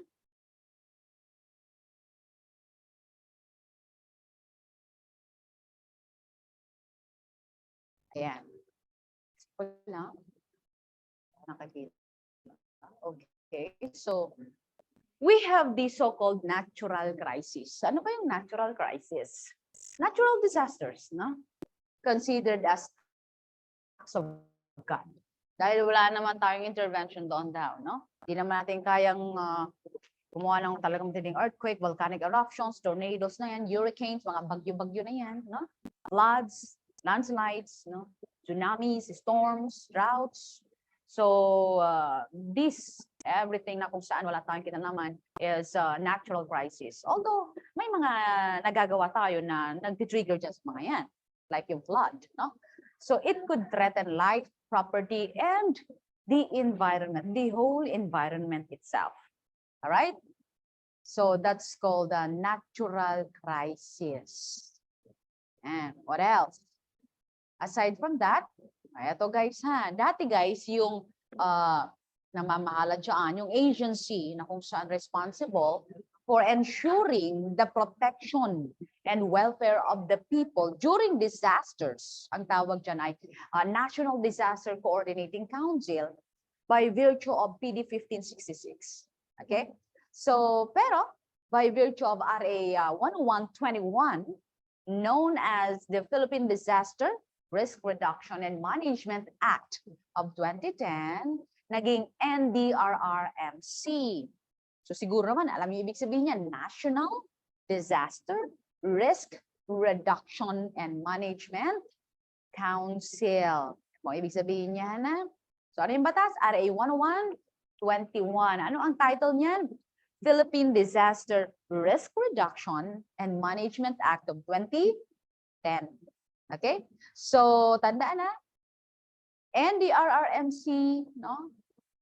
The agency of the government under the DND, no?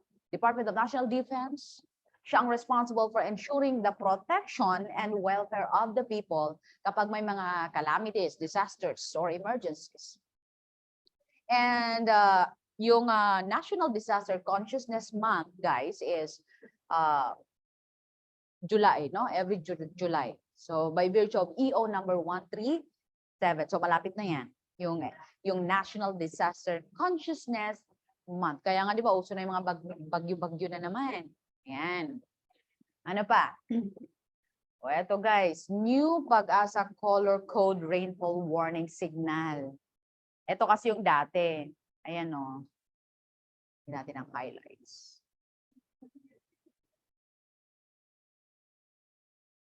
Spotlight. Oh.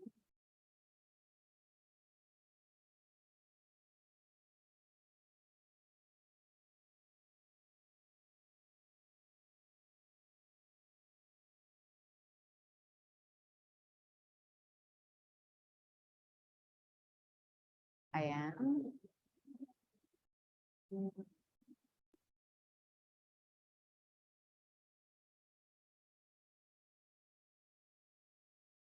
Okay. So, dati red, green, yellow.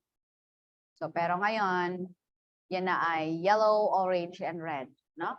So, kapag yellow, monitoring pala po ang ginagawa dyan, yellow. So, kapag orange naman, be alert for possible danger, maganda ka na just in case, kailangan nyo nang mag-evacuate, dahil ibig sabihin, talagang tataas na yung baha niyan. No? Kapag red naman, ang signal, evacuate, ibig sabihin, red, delikado. No? So, red, color red symbolizes danger. No? Danger, ano pa, blood. Delikado yan pag pula, no? Alam niyo naman yon. So, kailangan mo mang-evacuate. Bakit? High potential of danger. Kailangan, maaari kang mamatay dyan. So, yan ang pinakamataas na level. Code level. During mga umuulan-ulan yan. So, red. Okay. So, ano naman yung yan. Philippine Storm Warning Signals. Sa storm naman yan, bagyo-bagyo. Lakas ng hangin. So kapag yung weather disturbance, guys, is expected in 36 hours. Yan. So number 1 yan. Number 1. And gaano kalakas yan? 30 to 60 km per hour. And kapag yung weather disturbance naman is expected in 24 hours. Signal number 2 naman daw yan. Lagpas ng 60 of course, hanggang 100 km per hour. Kapag naman expected in 18 hours, so number 3 naman yan. Lagpas naman ng 100 hanggang 185. Talagang malakas na yan. No? 185 km per hour. Pati ikaw, ano na yan, matatangay-tangay na yan. Kapag naman expected in 12 hours, so, number 4 naman yan. Sobra naman yung 185 pataas. Sobrang lakas na yan. No? So, yan po. Ano ba? Aside from that, ayan, meron tayo tinatawag na mga man-made crisis. Ano ba yung man-made crisis na yan? Here. Ayan. Like civil disturbance. Ayan, ito, civil disturbance. Parang ang liit ng ano niya. Anyways. Labor, no? Like labor strikes, riots, welga ng bayan. revolt, mutiny, insurrection, coup d'etat. Ayan. Revolution. Unmade crisis yan. Border incident, war, kidnapping, what else? Hijacking, hostage taking. Pero ito, bibigyan natin ng focus itong hostage taking. So, mga man-made crisis yan dahil may kinalaman tayo dyan. Yung mga tao pala, no? Na pasaway. Okay? So, ayan. Meron din tayong tinatawag na confrontation crisis. Ano naman yung confrontation crisis? Nangyayari po yan kapag merong mga taong hindi kontento, may reklamo, no? Na kung saan they fight businesses, government to win acceptance of their demands, no? And expectation. Para maibigay mga gusto nila, mga demands nila. Okay? So, ang common type ng confrontation crisis, guys, ay boycotts, picketing, kung ano-ano pa na ginagawa nila. Hindi sila papasok sa trabaho. Yan, para maibigay mga demands nila. Ultimatums, resisting, disobeying, at kung ano-ano pa. So this is in connection to discontented individuals. Yan. Sa mga businesses, of course, and government. What else? Crisis of malevolence. Ano naman itong crisis of malevolence? So, kapag yung opponent ng isang organization gumamit daw ng kriminal. Latan natin. Hindi makita.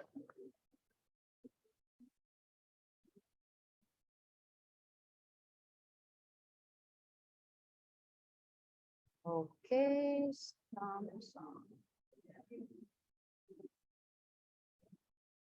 Pag gumamit sila ng criminals for the purpose of expressing hostility or anger. So ang tawag doon, crisis of malevolence, causing harm or evil. Yan, like product tampering, kidnapping, pinakamatindi dyan, terrorism. Yan. So mga crisis of malevolence yan. Ano pa?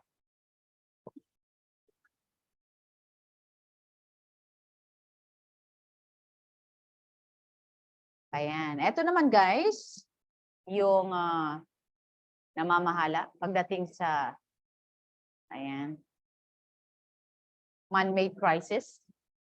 Kasi di ba kanina, ADR Act ang bahala doon sa namamahala naman doon sa mga disasters, no? Calamities. Kapag man-made naman yung crisis, so ito naman, the National Peace and Order Council, NPOC. So established by Executive Order number 320 on March 11, 1988. So syempre may mga amendments din yan. So like EO number 773, further reorganizing the Peace and Order Council. What else? So ano naman ngayon yung classification of crises? Ayan po, yung mga classification of crises natin. Isama na natin dyan yung economic crisis, no? Pagbaba, no? Ibig sabihin ng recession, pagbaba ng ating ekonomiya. Environmental crisis. Kasama dyan yung natural disasters na binanggit ko kanina, yung mga natural hazards like landslide, volcanic eruption, earthquake, at kung ano-ano pa. International crisis. So, ito naman yung situation na kung saan merong expectation of possible violence and belief that any action will have far-reaching consequences. Kaya nga international tawag eh. Ang abot hanggang ibang ano. Kaya nga far-reaching. Abot hanggang ibang bansa.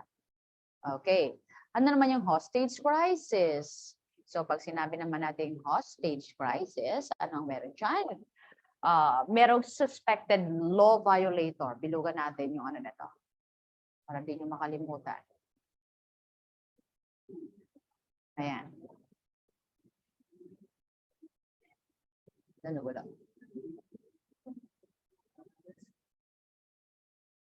All right.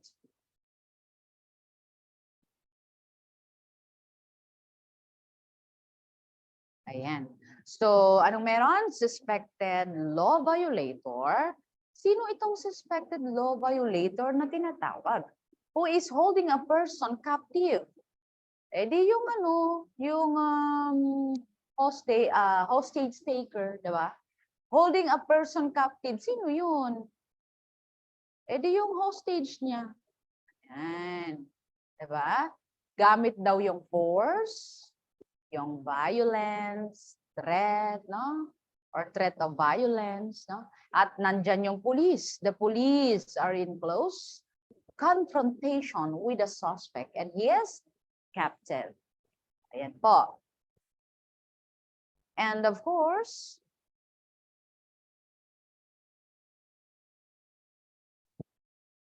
ayan, meron tayong tinatawag guys na individual crisis. So itong crisis na ito is given by one of the examiners, no?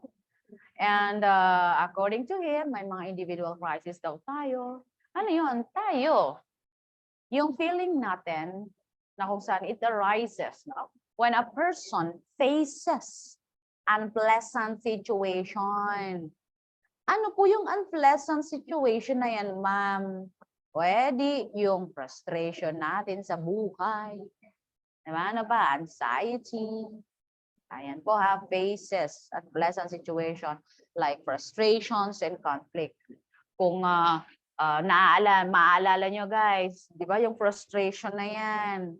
Kapag sinabing frustration, ito yung mararamdaman mo kapag meron kang goal. Hindi mo ko marinig? Nawala ba ako guys? Tell me please. Nawala ba si ma'am nyo? Iniwan ko na ba kayo? Tell me.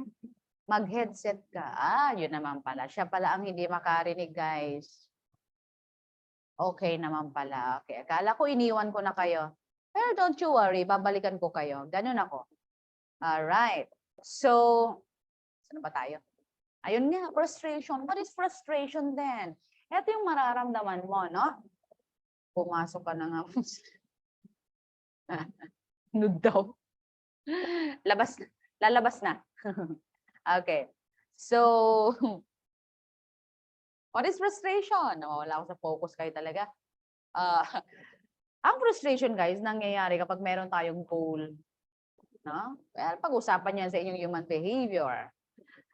But, papayawan natin na pag sinabi natin frustration, we have a goal, and then hindi natin nakuha because na-block yung goal natin. Yan. Kaya makakaramdam tayo ng frustration. Papasok na dyan yung anxiety, yung anger, resentment, at kung ano-ano pa mga negative emotions. Alright? So, kasama dito sa individual crisis yung mga conflicts na tinatawag. Ayan. So, unahin natin.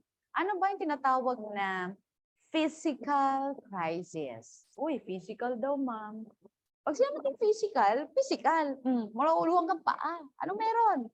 Merong problema sa katawan mo. Health problems or bodily sickness. Ayan po. Kaya nga tinawag na physical crisis. O, problema nga yan. Crisis nga yan. No? Ano naman tinatawag nating economic crisis? So, the deprivation of the basic, ayan no? Deprivation of basic necessities. Ano ba yung mga basic necessities na yan? Yung basic needs natin, like food, di ba? Food, shelter, clothing, kung ano pa. Material things na kailangan natin to survive. Hindi natin mabili yun, hindi natin makuha yun. Dahil kinukulang tayo. Diba? Kaya kailangan natin magtrabaho para sa ekonomiya. Pero laban lang guys. Right? So tawag yan economic crisis. So ano naman yung emotional crisis? From the word itself, emotion. Emoticon. When an individual is affected by negative feelings. Ano ba yung mga negative feelings na yan? As I said kanina. Fear. Anger. What is fear? Guys, lumabas ito sa board exam. Ano ba yung fear na ito? Pag sinabi nating fear, you can sense this so-called danger. Diba? Ang galing ko magsulat. Danger. Tandaan nyo lang. Pag nakita mo sa tanong, there is a presence of danger. Okay, syempre, ang kasunod niyan, hindi mo matatakot ka kung normal kang tao. Because an abnormal person, like yung mga may sira sa utak, wala silang fear. Diba? Kasi may problema nga sila sa pag-iisip nila. So kung normal ka, you can sense and you can have this negative feeling, negative emotion of fear kapag na-sense mo na there is danger. Okay? There is danger in loving somebody too much. O, di matatakot ka ngayon. O, diba? Na-connect ko pa. Ayun. So, yun po yung emotional crisis. Niloko ka ng jowa mo, meron ka na namang emotional crisis. Ganon. Basta ang naapektuhan yung emosyon mo, that is so-called emotional crisis. Diba? Basta negative feeling ang nararamdaman mo. Yan. Paano man pag positive feeling? Ano may positive feeling? Di, happy ka, in love ka, masaya, wala kang pinoproblema sa iyong emosyon. Balance yung emosyon. Di, wala kang crisis na tinatawag. Kasi pag sinabi natin emotional crisis, ang nararamdaman mo is negative feeling. Okay? Alright. What else?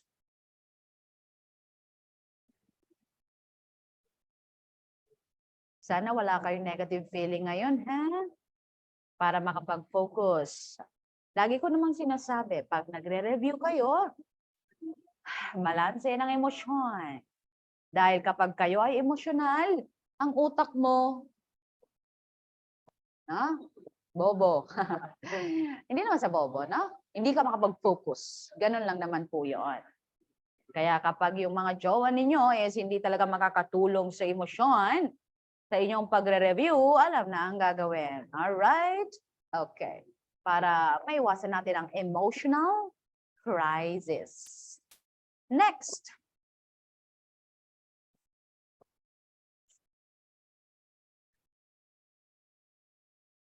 Just for fun.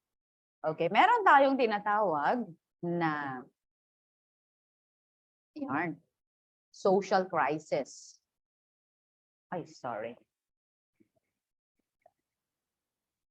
Ano naman yung social crisis? Experiencing a lack of interest. Confidence. Wala kang confidence. Mayayain, natatakot ka. Diba? Matatakotin masyado. Ayaw mo makihalubilo. Hindi mo carry. So, wala kang social skills or kulang ka sa social skills to relate meaningful para makabuo ka ng isang harmonious relationship sa ibang tao. Diba? Kung ikaw, kapag pumapasok ka sa isang relationship at gusto mo laging lumabas, di pa nga umaabot ng endo, no, ng 6 months, gusto mo lumabas na dahil hindi ka na masaya, baka meron kang tinatawag na social crisis. Diba? So, kung ikaw, hindi mo kayang makihalubilo, maaaring may social crisis ka na. Ano pa ba? Ikaw yung tipo ng tao na hindi mo kayang makabuo ng tinatawag na harmonious relationship sa ibang tao. Loner ka. Gusto mong mag-isa. Ganun. Gusto mong mag-isa kaysa makipag-usap sa mga katrabaho mo. Meron ka tinatawag na social crisis. Okay? Ano naman yung tinatawag nating moral crisis? The person has an irrational or distorted concepts kung ano ba yung tama, kung ano ba yung mali. Kulang ka sa moral values. Kulang ka sa integrity na tinatawag. Diba? May problema ka morally. Yan po yun. Pero kung lahat ng ginagawa mo is naayon sa batas, sa norms ng society, tama yung ginagawa mo, yan. Ano pa ba? Yung integrity mo mataas. Ibig sabihin, Kung alam mo makakasakit sa iba, hindi mo na ginagawa, may isa kang salita, hindi ka kumbaga nasisilaw sa material na bagay, hindi ka nasisilaw sa pera, para ibenta mo yung integridad mo, ganun po yun. Pwede wala kang moral crisis na tinatawag, mabait ka ba? Ganun. Ano naman itong psychosexual crisis? O failure of the person to assume one sex role, an identity as a man or woman. Okay? So the person has an inappropriate sex objective, inadequate and distorted expression of affection. So meron kang psychosexual crisis kapag ikaw yung, kumbaga, hindi mo alam kung ano ka. Ganon.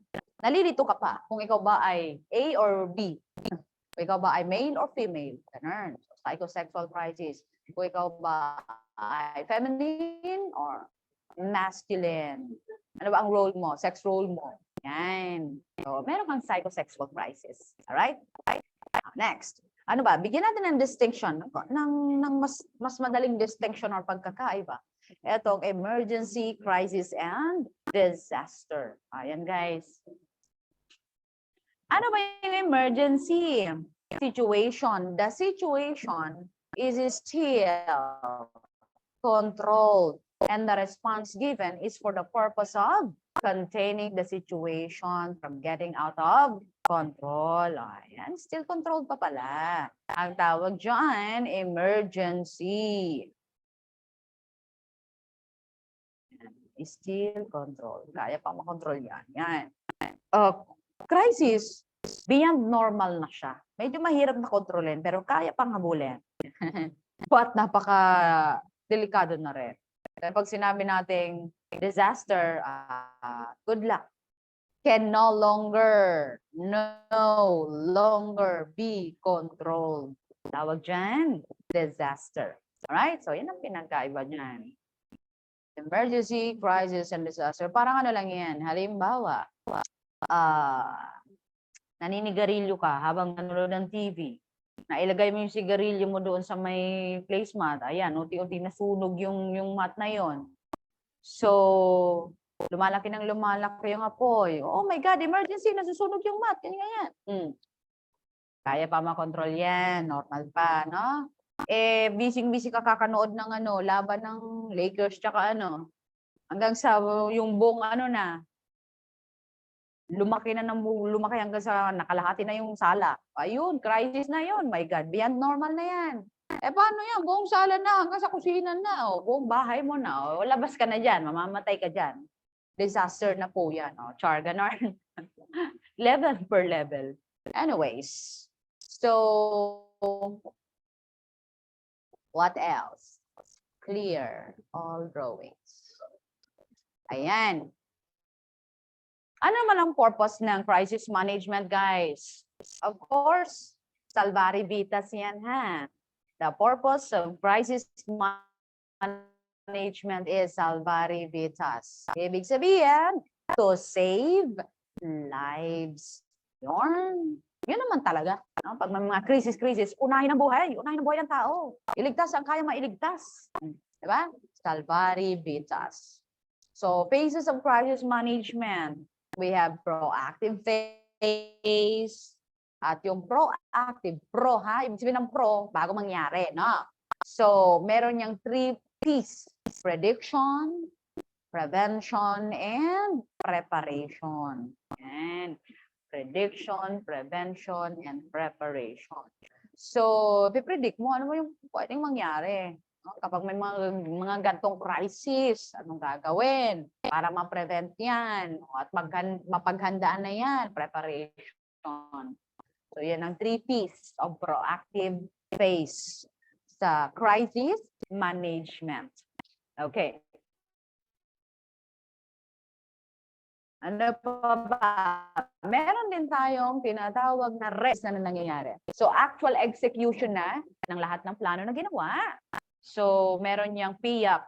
Ano yun? Performance, implementation, contingency plan of action, initial action ninyo, yung action talaga ninyo, negotiation or tactical action intervention man yan. And of course, sa panghuli, yung tinatawag nating post-action, additional information under this reactive phase. All right? Okay. So, ano ba yung 10 steps to take during crisis? Unang-una, guys, bago ka sumabak dyan, you need to assess the situation, di ba? Hindi naman, common sense ba? Huwag kang sabak ng sabak sa laban. Assess the situation. Assessment muna. By knowing the following. What is happening? Bakit? Ano nangyayari? Bakit? Kung kaya mong sagutin yung 5 W's and 1 H. Huh? What is likely to happen? How quick the response should be to avoid further damage. No? Who are involved and who else? You need to assess the situation. Ha? Ano ba ba? Draw preliminary plan of action. Okay? So, step by step lang naman yan. No? Dapat meron kang tinatawag na contingency plan for the eventualities. So, pag sinabi natin contingency plan, guys, ito yung plano na ginagawa other than the usual expected plan. Kasi may mga long-term plan ka na, pero kapag may mga emergencies talaga na hindi mo nagawan, ayan, on the spot, gawa kayo. Mga contingency plan na yan. Mga hindi nyo napaghandaan. Ano ba? Line up a crisis management team. And so, itong team na to will deal with the situation, no? Set up a crisis management center para sa paglalagyan ng team na yan. And kailangan meron kayong communication system, no? Para magkaroon ng immediate access sa lahat ng members of the team. Prioritize matters. Huwag pagsabay-sabayan. Face problem. Huwag mong iharap sa harapan mo lahat ng areas, lahat ng subject. Maguguluhan ka niyan kung anong unahin mo. Iharap mo lang sa'yo kung ano yung gusto mong reviewin, no? Sa oras na yun. Huwag lahat. Dahil di mo matatapos yan at maguguluhan ka lang. Parang ganyan lang yan naman yan. Face problems one at a time. Gumawa ng detalyadong plano para hindi sila maguluhan. No? Specific. Continuously monitor what exactly is happening. No? Evaluate actions and reactions. Prioritize matters. So, ang pinakahuli is evaluation na, guys. Una is assessment, and then ihuli natin yung evaluation. Para malaman natin, nyo pala, kung kayo gumawa niyan, para malaman nila kung yung plano ba is effective, ano mga kailangan baguhin, naganap, ano yung reaction. So, evaluation. What else? Hostage incident situation. So let's define, as I said, set of circumstances wherein a suspected law violator and is holding a person in captive with the use of force and threat of violence. May mga law enforcement officers who are in close contact with the suspect and his captive. And also, hostage situation is any incident in which people are being held by another person or persons against their will. No? Usually, by force, coercion, tapos may demands. Para masabing hostage situation, kailangan may demands. Si hostage taker. Right? What else?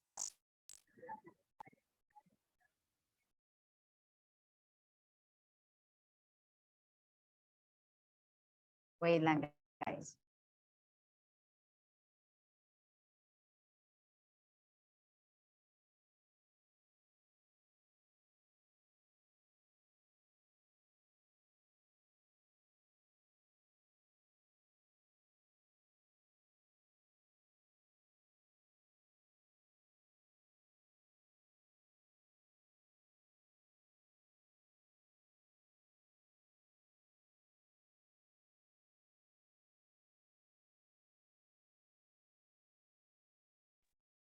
Alright? Yan, may inayos na ako. Okay. Okay. So, may demands, ha? What else? Ayan. Sino yung mga taong involved dyan? Isa-isayin natin. Hostage taker. The hostage. Negotiator. Ano ang silbi ng negotiator dyan? Person responsible in negotiating directly with the hostage taker para mapakawalan yung mga hostages, of course. Ano pa? Ground commander, incident commander. O, yan yung senior officer in command. Yan po yung mga involved dyan sa hostage incident or hostage situation. So ano ba yung priority sa hostage situation? Ayan, preservation of life. Diba kanina sabi ko, the purpose of hostage crisis, no? Yung to save lives, di ba? So, preservation of life kasama siya. Hostage, life ni hostage, life ni hostage taker, life ng mga tao nakapaligid, life ni police, lahat po. No? Kailangan ma-preserve yan at walang casualty para masabing yan ay successful ang negotiation. Okay? Ano pa? Kailangan ma-arresto itong si hostage taker, ma-recover yung property na nakuha nila, no? And syempre, para masabing successful daw ang negotiation, kailangan daw buhay si hostage taker, napakawalan yung mga manifesting, ganon, tiwala lang sa sarili. If you have doubt, then don't jump. Ganun lang naman yun. No? If you're not confident, don't jump. Malulunod tayo sa tubig. Kung hindi tayo marunong lumangoy. Ayun. So, ayan. Focus lang, guys. So, ano ba yung principles in hostage negotiation? First, the hostage has no value. Tandaan na, walang value si hostage. Ginagamit lang yan, si hostage, as a tool para makuha nila yung may value. Diba? And priorities, as I said kanina, kailangan ma-preserve yung life, apprehension ni hostage taker, recover and protect property, and kailangan hindi daw maging violente yung hostage situation na yan. Na hindi nangyari doon doon sa nangyari sa Quirino Grandstand. Diba? Naging violente at maraming napatay. And there must be a need to live on the part of the hostage taker. Okay, yan po ang principles of hostage negotiation. So, eto naman guys, yung stages naman sa hostage situation. Meron tayong tinatawag na alarm stage. So, this is the most traumatic, guys, and dangerous. So, bilugan natin yan. Most traumatic and dangerous. Ayan. So, dito, guys, ang emosyon ni hostage taker ay talagang mataas. Nasa highest peak ang kanyang emotion. So, ibig sabihin, kung emotional masyado, hindi siya makapag-isip ng maayos. He may be extremely aggressive sa kanyang reaction. No? Lalong-lalo na kapag gustong tumakas ng hostage, merong tactical assault. May panliling lang na naganap sa kanya. Yan. Talagang masyado yung magiging agresibo. So, nasa anong stage yan? Alarm stage. Alarm stage. What else? Okay. Meron din tayong tinatawag na crisis stage. So, dito sa stage na to, guys, kapag yung negotiation attempts are being initiated by the crisis negotiator, ayan na. Yan na po yung crisis stage. Okay, so nandiyan yung mga demands, pwedeng magkaroon ng unpredictable emotion, si hostage taker. May danger pa rin po yan, kaya nga crisis eh. So, delikado pa rin yan. Dahil itong hostage taker, di pa nila talaga sure kung ano yung dapat na gawin nila. They are consolidating their position para safe din sila. So, talagang delikado pa rin yan. Kaya dapat maging maingat itong si negotiator during the crisis stage. What else? Ayan. So, dito sa stage na to, guys, pwedeng they try to move their hostages to a safer ground area. No? On the part naman sa captive, this is the most critical kasi this stage may predict the remainder of the situation. So yung chances daw ng survival nila may be enhanced o kaya naman may be reduced during this situation. Depende po, no? Sa interaction with the hostage taker. What else? So, ayan. At this stage, hostages may start to feel 3 problems.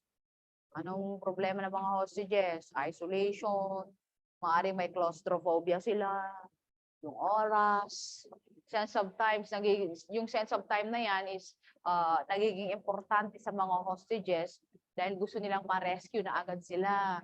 So this situation may also in favor of the hostage taker yung oras na yan because they earn compliance from their captives. What else? Sumunod is accommodation stage. Tandaan nyo guys, itong accommodation stage is the most tranquil. Ayan. The most tranquil. So sa stage na to guys, hostages are considering to escape also. No? Option din lang, nag-iisip din sila makatakas dyan. Sa alarm stage, no?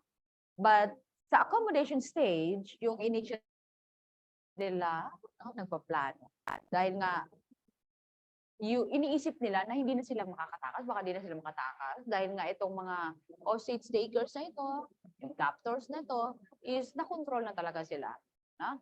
So the hostage's sense of life preserving has increased and even tries to obey the order. Sumusunod na sila.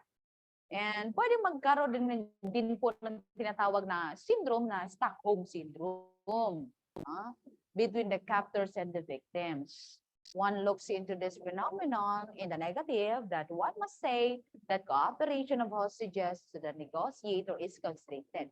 So may iba't iba tayong mga syndrome guys. Mamaya, isa-isay natin yung mga syndrome na yan. So yan po ang accommodation stage. Most tranquil, napapasunod na nila yung mga hostages nila. And syempre, ayan, resolution stage. Anong meron sa resolution stage? Etong stage na to, kapag yung hostage taker is stressed out na or fatigued na, okay, dahil nga sa sitwasyon na yan, nakakaramdam na ng stress, no? He is seemingly losing interest of the situation. So, lost most of his bargaining points. Magkakaroon ng tension between the hostages, the hostage taker, the negotiator. Diba? So, it should be regarded also na yung crisis intervention techniques dito ng negotiation team ay tumataas. Dahil nga nakakaramdam na ng stress, no? Fatigue, eto mga hostage taker, napapagod na siguro sa sitwasyon, syempre naman. And in this stage, reactions of the hostages are mixed. Paano naging mixed? Kasi tumagal-tagal na sa pang-apat na stage na eh. Pwedeng sisisihin nila yung kanilang mga captors or hostage takers. O kaya naman they may become hostile and uncooperative sa mga rescuers nila dahil nagkaroon na sila ng Stockholm Syndrome na kung saan nagkaroon na sila ng sympathy doon sa mga hostage takers. Diba? Naawa na sila sa mga hostage takers. And even accusing them to be irresponsible for the whole situation. Yung mga rescuers, sinisisi nila.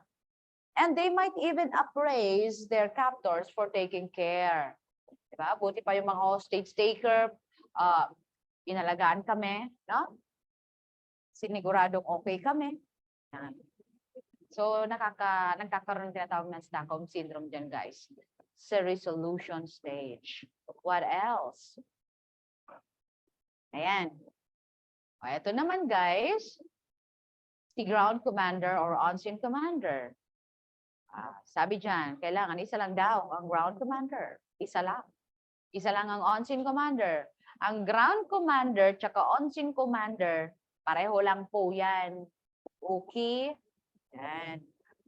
So, at least senior rank at with isang tao na kung saan merong experience sa hostage crisis situation. Ayan po yung ground commander or on-scene commander. Yung negotiator naman, negotiation team, sino ang nag-designate niyan? Ground commander po. Okay? No one shall be allowed to talk to the hostage taker kung walang clearance galing kay ground commander or kay negotiator. So, yung negotiation team is under, direkta po under the control and supervision ni ground commander or pwede na nating tawagin on-scene commander. Diba? So, ano ba yung bumubuo sa negotiation team? Ayan lang, additional information. Negotiation team leader or coordinator na tinatawag, primary negotiator, secondary negotiator, intelligence or liaison, di ba? Recorder, pwede rin board negotiator. Yan. What else? Assault team. Panghuli na to, guys. So, an assault team shall be alerted for deployment. Kailan? Kapag hindi naging successful. Ang alin? Ang negotiation. In case the negotiation fails, ayan na si assault team. No?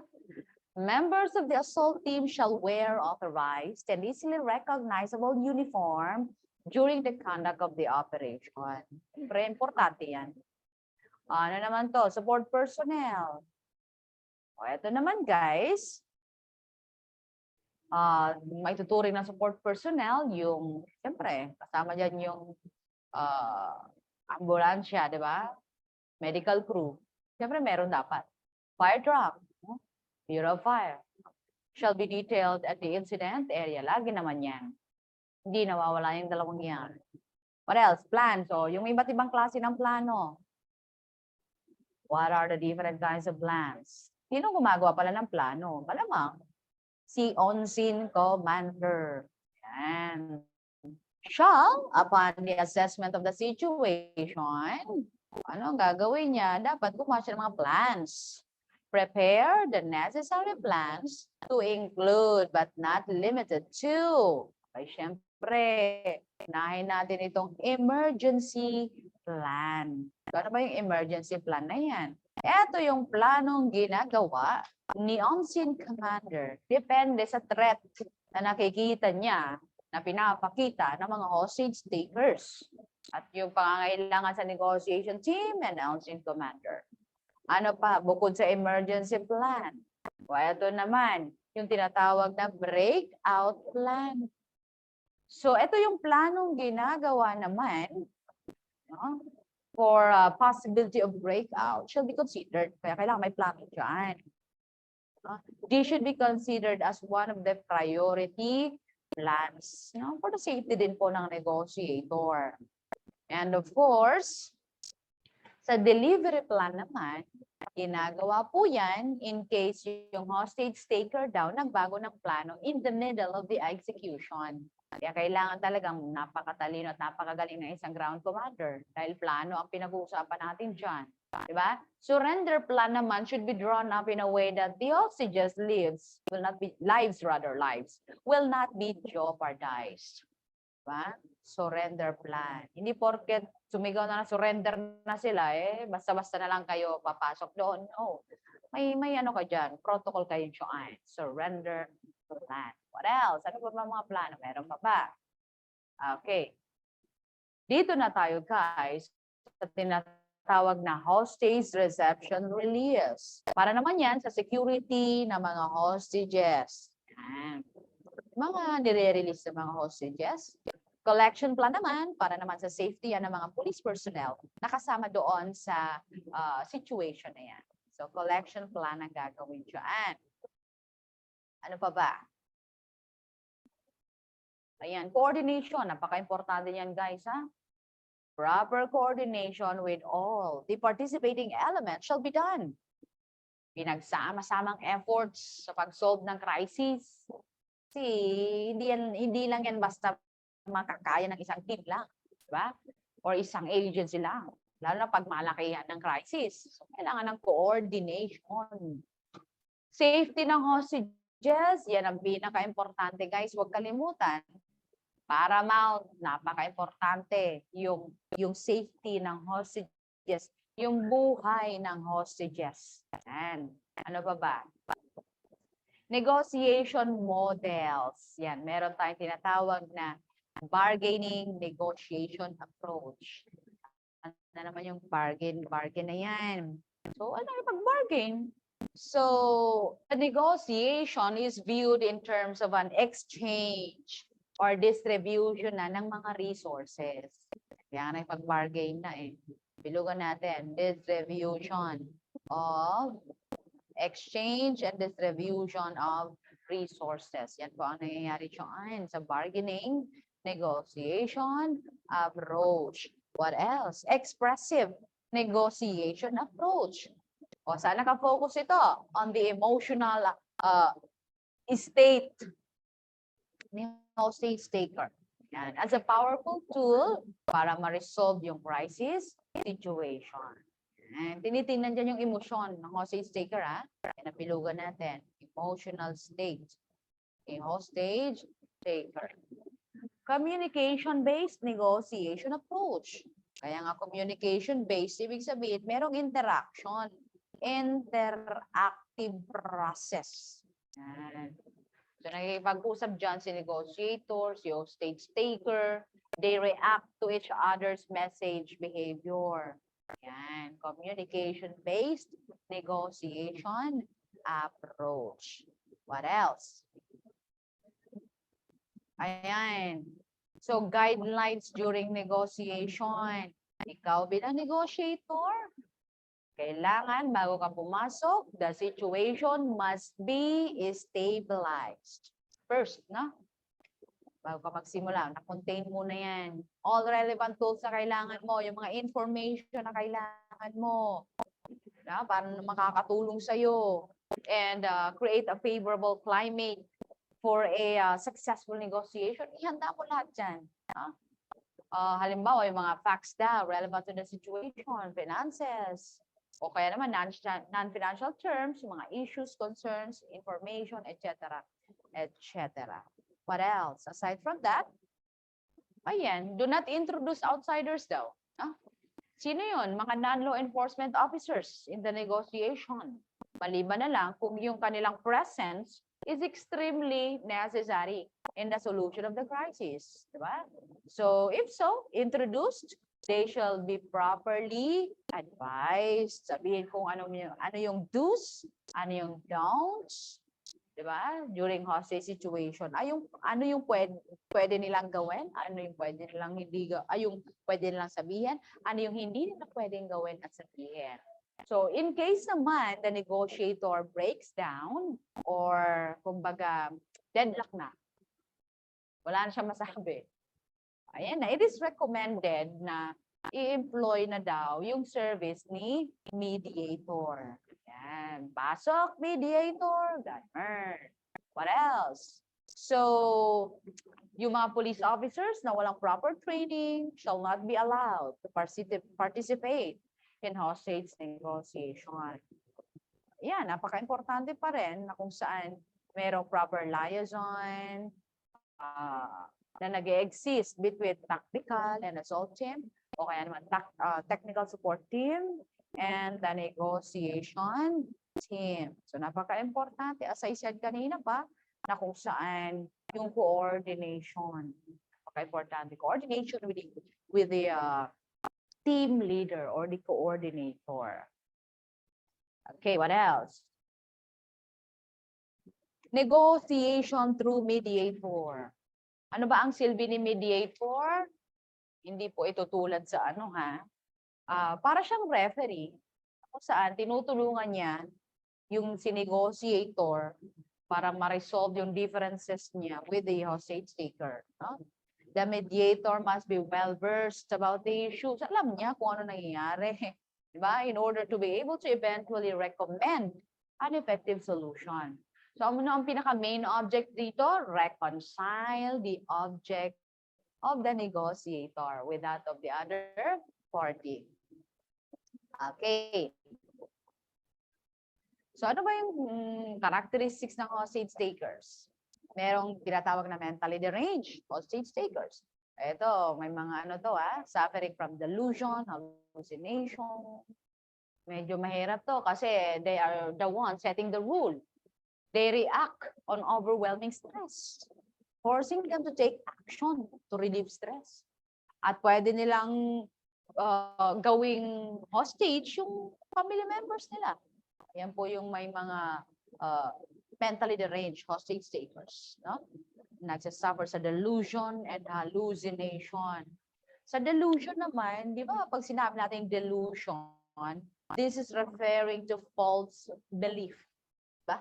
Maling paniniwala. Especially, yung tinatawag natin pasok natin dito in connection to mentally deranged hostage taker is yung merong delusion of persecution.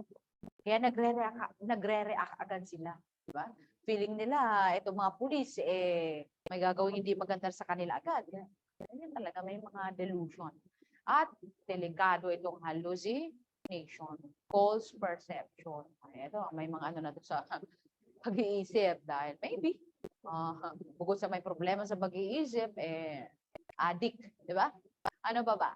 Severe depression. Suffers also some mental aberration, which is an answer to life stress, no? Ang sobrang depression talaga, guys, it could lead to self-destruction. Usually talaga, nagpapakamatay ang isang tao kapag matindi yung depression na pinagdadaanan. Akala mo masaya? Maya-maya, magbibigti na yan. Yan yung mga tao may depression, guys. Di mo alam na nagsasuffer na sila sa depression dahil iba yung kanilang pinapakita. Kaya dapat tayo dyan sa mga kapamilya natin. Talagang aware tayo sa kung ano man yung emotional state nila. Para maiwasan itong self-destruction or suicide na tinatawag. What else? Meron tayong tinatawag na personality disorder. May mga personality disorder naman. Okay. So, ano yun? Antisocial. Meron siyang antisocial. Pag sinabi natin, guys, na antisocial, ito yung mga hostage takers or yung mga tao na di marunong sumunod sa rules, sa regulations, sa batas. So, meron silang maladaptive patterns of behavior. Kaya paulit-ulit, they are transgressing the law, violating the law. Kapag ang isang hostage taker daw ay merong personality disorder, guys, tandaan, kapag ang demand niya is yung kanyang family member, it's a must na kailangan daw, huwag mo siyang igagrant. No? But yung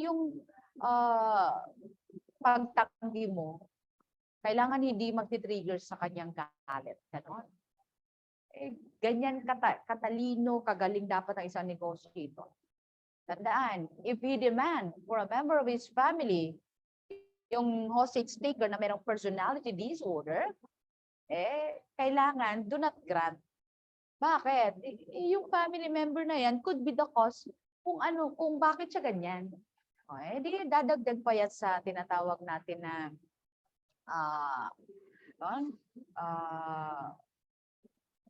parang casualty, ganun. Kaya do not grant out.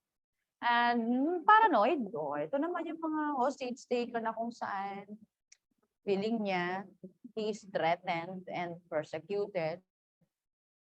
Diba? So, matindi yung suspicion nito sa mga tao. Kaya impulsive to. Delikado din yan. Sociopathic personality naman, highly impulsive naman ito. Talagang may sa kanilang thinking. Unable to delay gratification yan. Hindi marunong mag-antay. Talaga yung pasensya talagang negative na yan. No? Pag na-boring yan, hindi na makapag-antay. Kapag may hostage daw na babae, pwedeng gasain muna habang nag-aantay sa kanilang dumating yung demand nila. Maaari daw yun sa isang sociopathic. Okay? Ano pa ba? Aside from that, ayan. May mga types of hostage takers tayo. Yung general types ng hostage taker, guys. 3. Ayan. Meron tayong tinatawag na ayan. Okay. So, terrorist. So, etong terrorist, guys, is merong political purpose yan or agenda. Tandaan. Diba? So, gumagamit sila ng threat, harassment, para makaano sila ng intensive fear. Kaya nga from the term, from the word terere, to instill fear. Diba? Disregarding women and children as victims. Para mapasunod kung ano man ang gusto nilang hiling sa gobyerno. No? They are only loyal to themselves and other allied groups. And they are willing to give their life as part of martyrdom. Ganyan po yung mga terorista. Diba? So, ano naman yung mga criminals na yan? O, yung mga criminals na hindi na nakatakas doon sa scene. Kaya nang hostage na lang sila, diba? Nang hold up, hindi nakatakas. Mabilis yung pag-responde. Caught in the act, in flagrante delicto. So, they have 3 common demands. Yun lang makatakas, makuha yung pera, and transportation from the scene. Yan po yung kanilang mga demands usually, yung etong criminals na mga hostage takers. And meron din tayo, guys, na mga hostage takers, na mga prisoners. Yan. Ano ba yung prisoners na yan? So, bakit sila ng hostage? They center around complaints concerning prisoner conditions. Yan ay conditions. Ayan, yan natin ang ay. Conditions. May mga demand sila for improvement, diba? Yan ang hostage sila para marinig sila ng higher-ups. Ganon. So, prisoners. What else aside from them? Ano pa ba? Sa hostage, dapat na tayo dyan. Usually, guys, sa isang hostage situation, the general tendency of the hostage taker is yung mga hostage ng mga prominent personalities. Yan, malamang, usually naman talaga, mga prominent personalities para pakinggan yung kanilang mga demands. And of course, importante daw is improve communication and the efficiency of the police in responding to the call of emergency.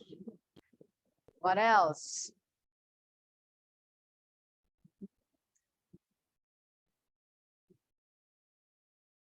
Ayan. Ano naman yung command post? Ito, syempre, dito mo matatagpuan si ground commander, di ba? And the team, concerned parties, na nagpo-monitor and exercise command over the incident. Yan po yung command post. What else? Hostage crisis response team. Ayan. Again, si ground commander or incident commander, the negotiator, maaaring merong secondary or backup negotiator kung kailangan lang naman daw, no? The intelligence officer. This one, guys, is nakuha ko ito sa POP, no? Operational procedure. And meron silang intelligence officer, assault team, or tactical team. Di naman mawawala yan. And other concerned units or personnel like the fire department, the health department, LGU admin, and operational aides. No? Mga maaaring makatulong. Ito yung mga support personnels na tinatawag natin. Ano pa ba? Yan, inner and outer perimeter. O inner, ito yung immediate controlled area of containment. Designated yan ni ground commander. And immediate controlled area. Ano naman yung outer perimeter? The secondary controlled area. Ito, surrounding the inner perimeter. The inner perimeter and then the outer perimeter. Ay, ano ba itong binasa? Okay.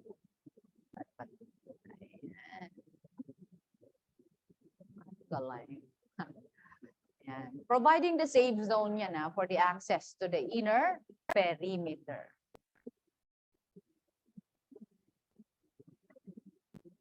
Okay, important things to have a successful hostage negotiation. Napaka-importante nito, guys, ha? Kailangan si negotiator, si tactical team is expert in their respective field. Si negotiator, magaling sa pakikipag-usap yan. May advanced knowledge sa psychology dahil tao ang kaharap niya, lalo na yung tao may problema, emotional man or pag-iisip. Kaya dapat magaling siya dyan, si negotiator, maboka. Galing magsalita, matalino of course. Okay? Kumbaga, magaling kumuha ng loob ng kausap niya. Sabi pa, good actor din yan, negotiator na yan. Kasi kailangan hindi siya mahuhuli na binabluff niya lang. O kaya naman nagsisinungaling siya, di ba? And of course, si tactical team, expert dapat sila sa kanilang field. Hindi pwedeng nagkakamali sila ng nababaril, di ba? So, imbis na yung nabaril is yung si hostage taker, tinamaan yung victim, no? Yung hostage. Kawawa naman. Dapat expert ka doon. Kahit butas yan. Ganon. Anyways. And again, aside from expertise, may advanced knowledge ka sa psychology para kay negotiator.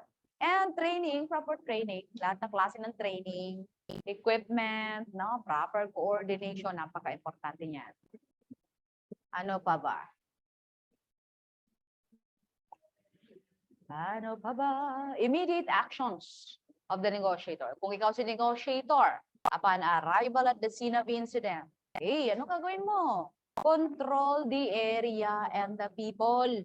Layo mo na yan, control mo na yan, i-contain mo na. Diba? Kaya ngayong iba, merong yellow, police line.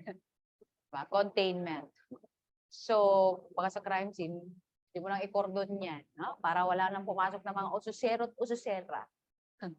Okay. O kaya naman yung mga kapulisan. Ano ba? Establish contact. If several hostage takers are involved, ang kausapin mo lang yung leader. Alam naman kausapin mo, isa-isa yan. Yung pinaka-leader nila.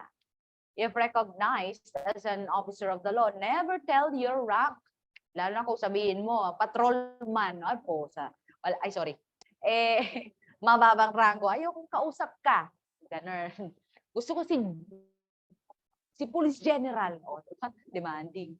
Diba? Since hostage taker may ask for demands that he think can be at once granted, dapat nasa mataas ang rango. If deceit has to be used, do not get caught and bluff. Diba? Kaya napaka-importante nito ni negotiator. Okay, ano ba? Time lengthening.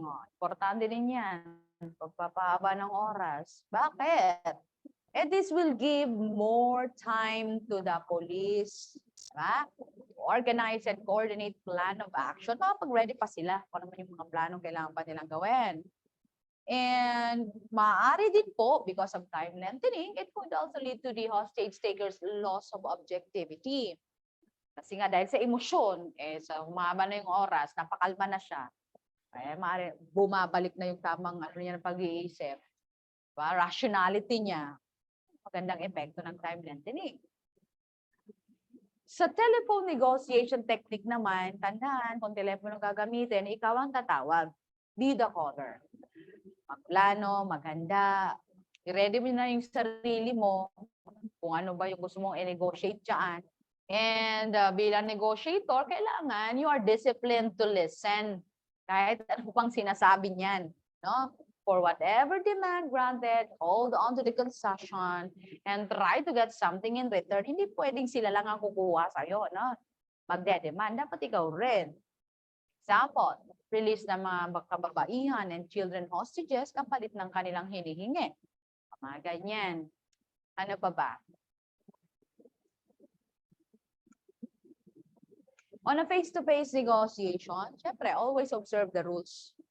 Do not be over anxious. Prepare for a psychological, physical, and emotional confrontation. Syempre, do not forget your body armor. Ngayon, kailangan may weapon ka dyan. Pero if asked to come without weapon, make sure na yung hostage taker na yan, wala ring weapon. Siguraduhin mo yan. And of course, ano pa ba? On a face-to-face situation naman, observe the prescribed distances. No?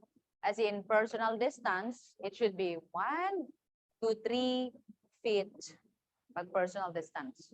Kapag naman intimate, about 6 inches. No? And after mo makipag-usap dyan, in getting out, face the hostage takers, slowly walk up the door with good cover or tactical backup. Lagi naman naka-ready yan dapat. Alright. Ano ba? On surrender approach, start with a position approach and act as if the hostage taker will surrender. Kapag nag-surrender na sila, do not talk too much. Huwag mo nang sisihin. Huwag mo nang kung ano pa sinasabi mo. Diba? Paliwanag mo na lang sa kanila kung ano yung kinaganda ng pagsuko nila ngayon at hindi mamaya. Parang hindi nila pagsisihan yung pagsuko nila, di ba? Yan. So, ano ba? Positive effects of time. Nasabi ko na kanina yung iba. Babalik sa tamang pag-iisip nila kapag umaba yung oras na. More demand for food, water, and drinks. Alam na, kapag more demand, may kapalit yan dapat. Anxiety reduce. Diba? Mapag-isip na ng maayos yan. Hostage taker rationality increases. The hostage taker negotiator relationship gets improved dahil matagal-tagal rin kayo nagkakausap. Nakukuha nyo na yung tiwala ng isa't isa. And pwede nilang babaan ang kanilang mga demands. Yan. Positive effects of time yan, guys. Eto guys, yung Stockholm Syndrome na tinatawag. Pwedeng ma-develop yan, lalo na kung matagal na. No? So, it refers to the unusual development of mutual positive feelings between the hostage and the hostage taker. Kaya ang nangyayari, dahil nagkasundo na sila, hostage saka si hostage taker, nagkampihan na, it results to negative feelings against the authorities naman. Di ba? Kakampihan nila yung mga hostage takers. Aside from that, meron din po tayong, siya nagpauso niyan ng term na Stockholm Syndrome. Si Neil Bejerot o Bejerot. Alam na kayo kung anong pronunciation niya dyan. Isa po siyang criminologist who assisted the police during the incident. At ang original na nag-define ng Stockholm Syndrome ay si Frank Ochberg. What else? Aside from Stockholm Syndrome, meron tayong inverse ng Stockholm Syndrome, yung Lima Syndrome. Ano to, guys? Pwede yung mga hostage takers mismo ang naawa doon sa kanilang mga hostages na nangyari sa isang Japanese embassy sa Lima, Peru. Ayan, nagkaroon ng nagkulang ng I. Ayan, Japanese. It's a Japanese embassy. Noong 1996, na kung saan yung mga militant movement took hostage hundreds of people. And pinakawalan din naman nila yan. So, tinawag nila yung Lima Syndrome. Right. Aside from Lima Syndrome, meron din po tayong tinatawag na London Syndrome. Oops, London Syndrome.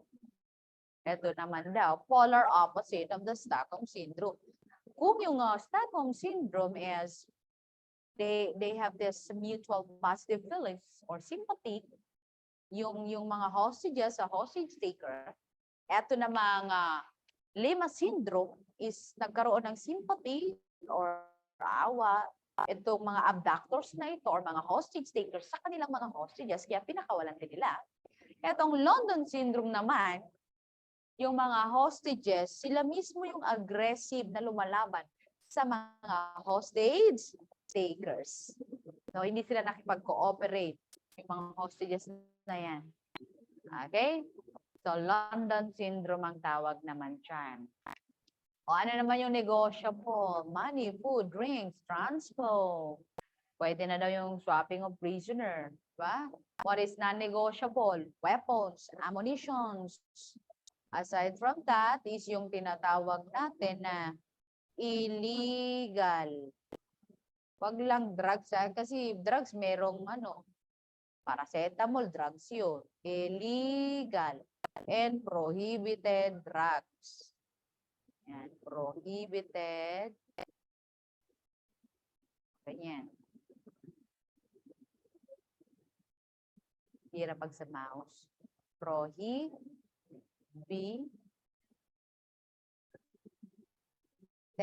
O, di ba? Drugs.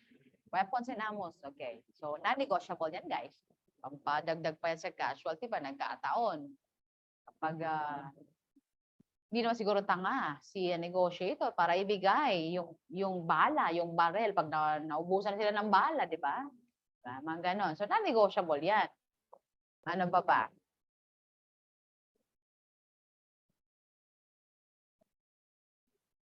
Ayan. Ano naman yung cardinal rule? Well, actually, ilang beses na rin po itong lumabas.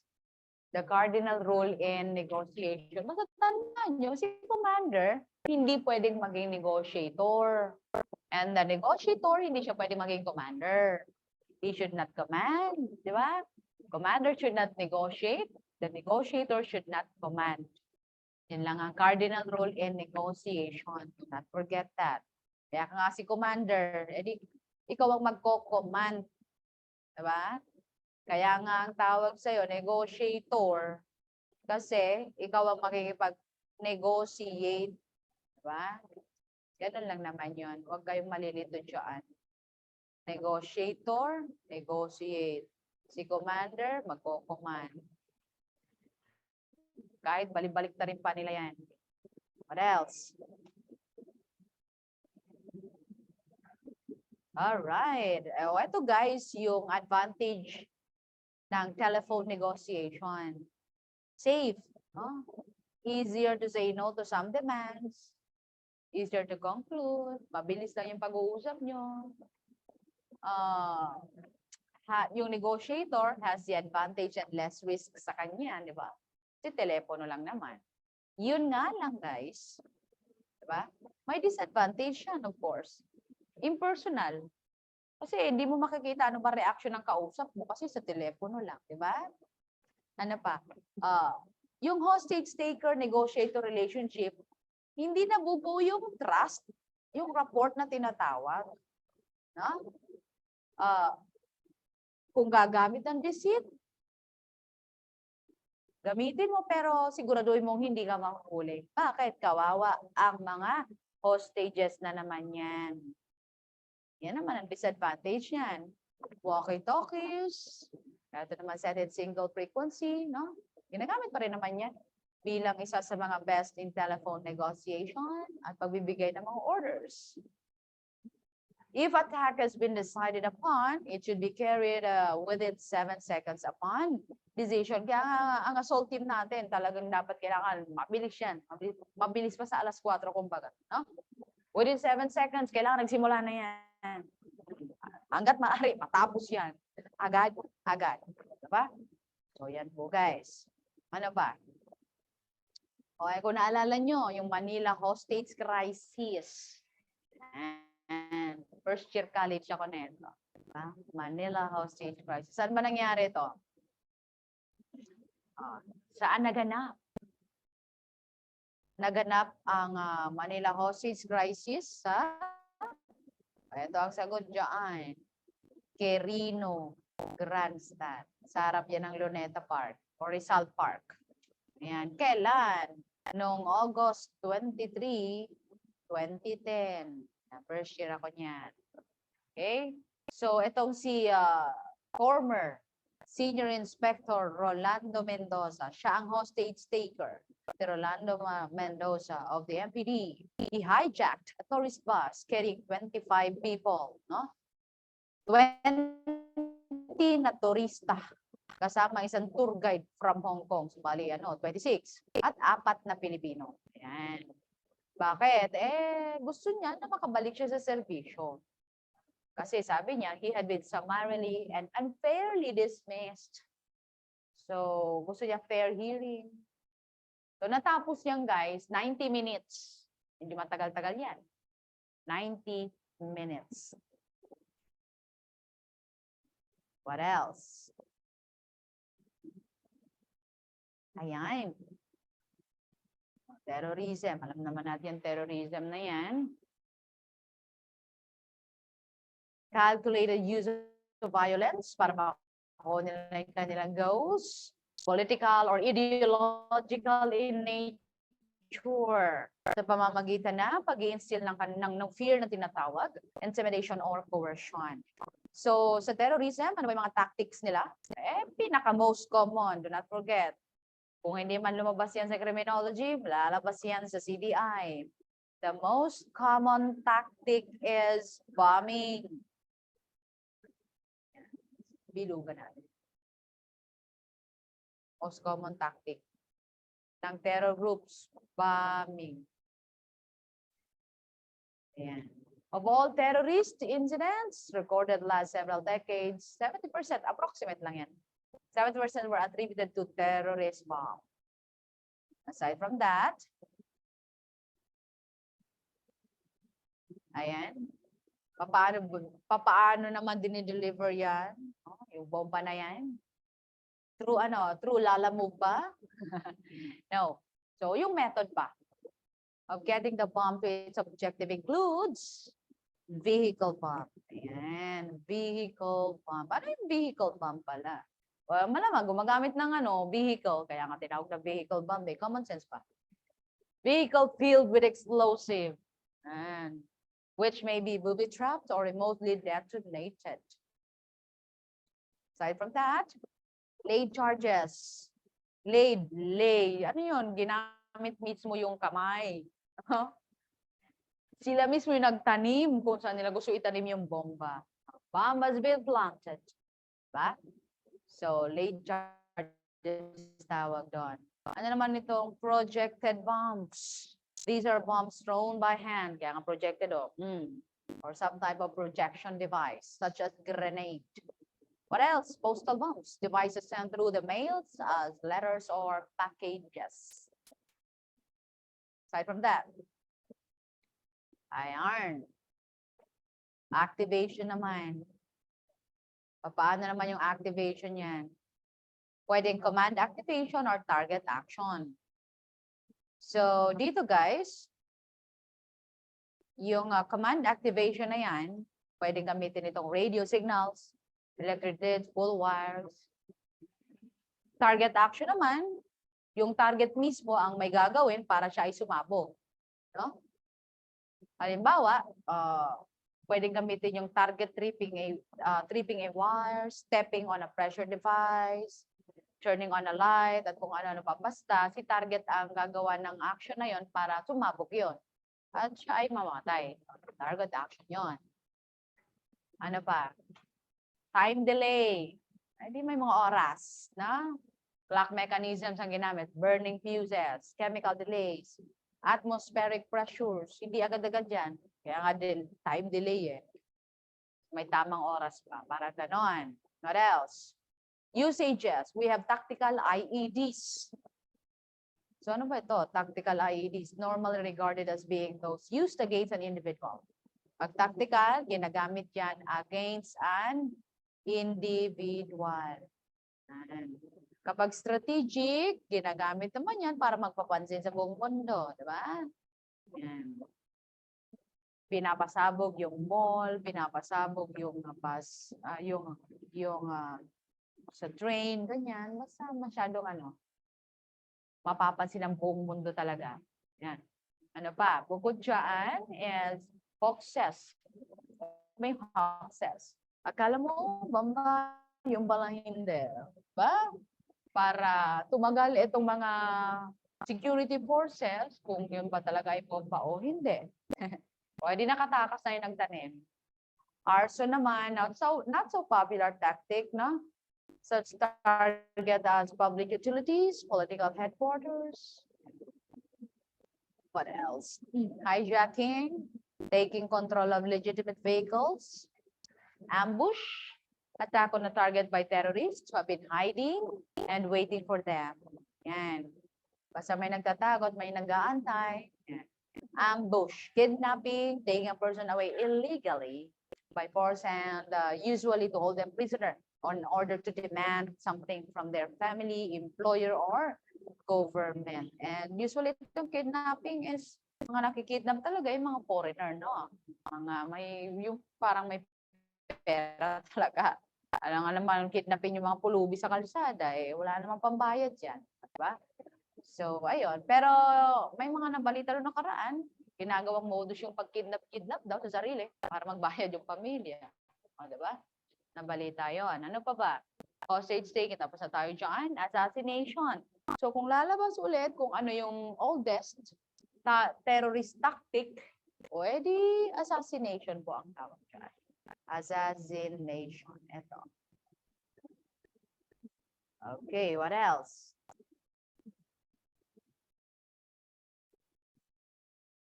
Yan, 9/11 terrorist attack. Yan. Man-made crisis talaga yan. September 11 nangyari yan.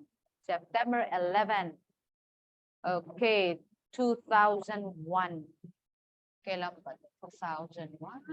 High school ako nito. Yan, 9/11.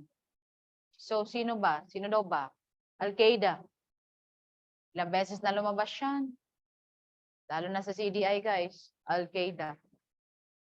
Ano ibig sabihin ng Al-Qaeda? O, edi the base. Ayan, Al-Qaeda. Or the base. Arabic term po itong Al-Qaeda. Anong ibig sabihin in English? The base. So, upon the United States in New York City and Washington, D.C. September 11, 2001. Ano pa ba? Ito yung 4 na airplane crashed during the 9/11 bombing. Isa-isayin natin yan. Okay. So, etong American Airlines Flight 11, tsaka United Airlines Flight 175, abay, sa ano to, World Trade Center bumagsak yan. World Trade Center. Ayan. Yung dalawang yan. And then, ito namang American Airlines Flight 77, ang target niya is Pentagon. Yan. Yan din yan bumagsak. Ano pa? Yung United Airlines Flight 93, ang target niya is White House. Pero bumagsak yan sa Shanksville, Pennsylvania.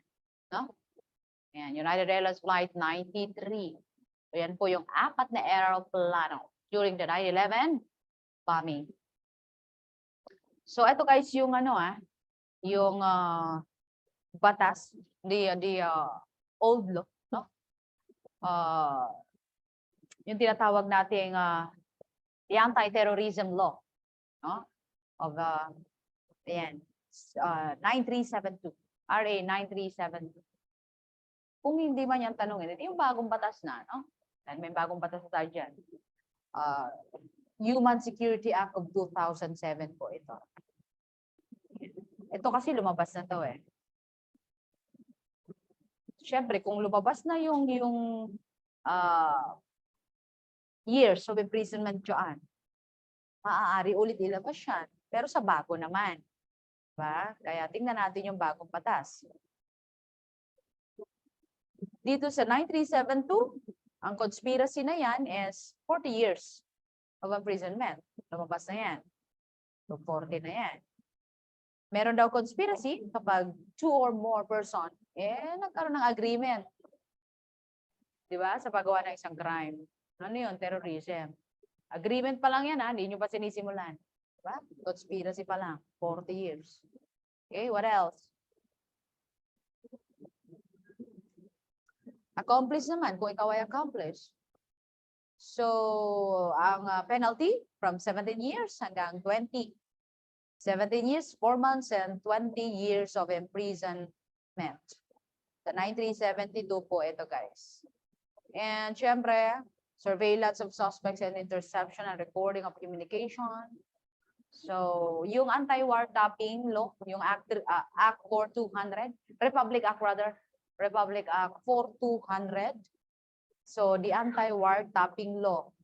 So, with the use of any mode, form, kind, or type of electronic or other surveillance, equipment, or intercepting and tracking devices, o kaya gagamit ka ng any other suitable ways, it means na ang purpose mo is any communication, message, conversation, discussion, or spoken or written words between members of a judicially declared and outlawed terrorist organization, association, or group of persons, or of any persons charged with or suspected of the crime of terrorism. Nandyan din yan sa section 7. And period of detention without judicial warrant, syempre, lumabas na rin yan, 3 days. Pero binago na yan, guys, ng RA 11479 rather. So, ano ba yung RA 11479, the controversial Anti-terrorism Act of 2020, signed by President Rodrigo Roa Duterte. Yan, ano ba yung mga ano dyan? Important sections. All right, so it took effect on July 18, 2020, signed on July 3. So the act defines terrorism as, under section 4 yan para masabing terrorism daw, engaging in acts intended to cause death. Yan, cause death or serious bodily injury to any person or endangers a person's life. So, yung action mo is intended to cause extensive damage. Ayan, kung titingnan nyo, guys. Extensive. Ayan, extensive damage. Or destruction to a government or public facility, public place or private property. Ano pa ba? Extensive interference with or damage or destruction of critical infrastructure. So, mga infrastructure na yan. Ano pa? Cause extensive damage or destruction. Pati yung private property kasama dyan, And developing, manufacturing, possessing, acquiring, transporting, supplying, or using weapons. Ano pa? Releasing dangerous substances or causing fire, floods, or explosions. Na ang purpose nyo is to intimidate the general public para takutin yung society as a whole. Create an atmosphere to spread a message of fear. Bakit? Ini-intimidate mo na yung gobyerno or yung any international organization. No? Seriously destabilize or destroy the fundamental political, economic, or social structure in the country. Yan. And also kasama dyan yung creating a public emergency or serious undermine public safety. Okay? So, yung definition, guys, ng terrorism daw states that yung mga protesta, rally na yan, kung hindi naman pasok doon sa definition na yan, pwede daw yan. Stoppage of work, industrial or mass action, basta civil and political rights, hindi daw po siya mako-considered na terrorist act. Kasi hindi naman yung intention, yung goal ng mga nagrarally is yung causing death or serious physical harm sa isang tao, endangering a person's life, o kaya naman serious risk to public safety. Kung hindi naman yan yung goal ng pagrarally, pwede yan. Basta may permit, di ba? At nasa tamang lugar. Okay? Ano pa? Section 5 threat to commit terrorism. O, eto guys yung penalty. Nilagay ko na dito kasi baka mamaya itanong na naman yung mga penalty na yan. Ma-shocks na naman tayo. Diba? Hindi mo alam penalty. So, threat to, sa section 5, 8, 9, 14. So, ano yun? Threat pa lang to commit terrorism. Nagpo-propose pa lang to commit terrorism. Basta terrorism threat, proposal, ano ba, inciting, and accessory. Ano ang penalty sa mga yan? Pare-pareho lang yan. Imprisonment of 12 years. Yan. Pinag-ano ko na yan pinagsama-sama ko na yung mga sections ng pareho lang ang penalty. Pero dito sa bagong batas guys, mataas na ang penalty of course. Okay, bigyan natin ng ano to.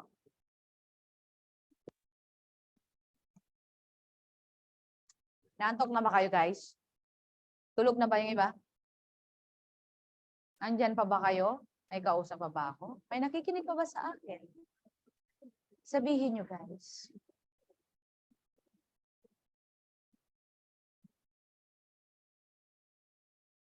Yes. Fine. Okay, so, ayan File ko na yan. 12 years. Just in case lang naman. Yan. Very good, very good. Focus lang. Huwag niyo akong iwan. Huwag kayong kagaya sa exco chart. Okay, so 12 years. 12 years imprisonment. Ano pa ba? Bukod sa mga nabanggit natin, IARN. Okay, section 6.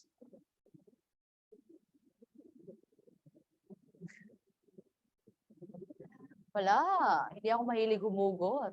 Real talk yun. Okay. Liomar de Canay, dahil na-request mo, go, I will give you a copy.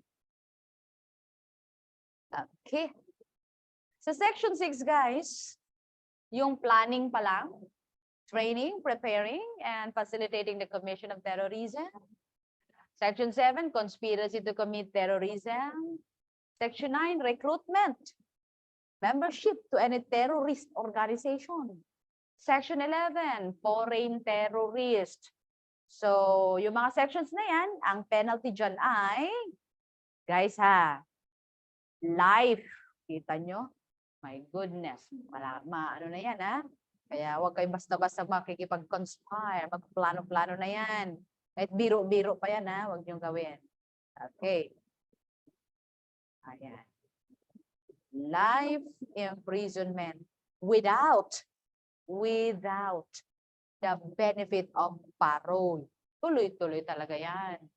At saka without the benefit of RA 10592 na yan, yung sa good conduct. Di ba? Hindi pwede, walang pagbabago yung ganyan. Mga terrorist na yan. Lumaki silang, dyan sila nakafocus. Ano pa? Section 30, rights of the person under custodial detention naman yan. Kasama yung section 31, violation of the rights of detainee. Ano ba ang penalty dyan, ma'am? Okay, ang penalty dyan ay, ayan na. 10 years imprisonment. Yan. So ano yan upon any law enforcement agent, upon military personnel na nag-violate under Section 30 and Section 31 of this Act. Okay? So 10 years naman. Makukulong naman sila. Ano pa ba? La la la la. Ay, sorry.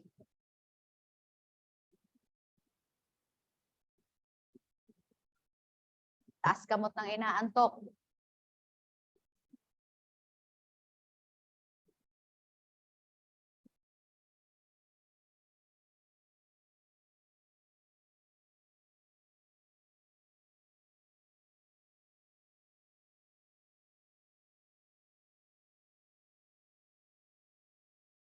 Ayan. Okay.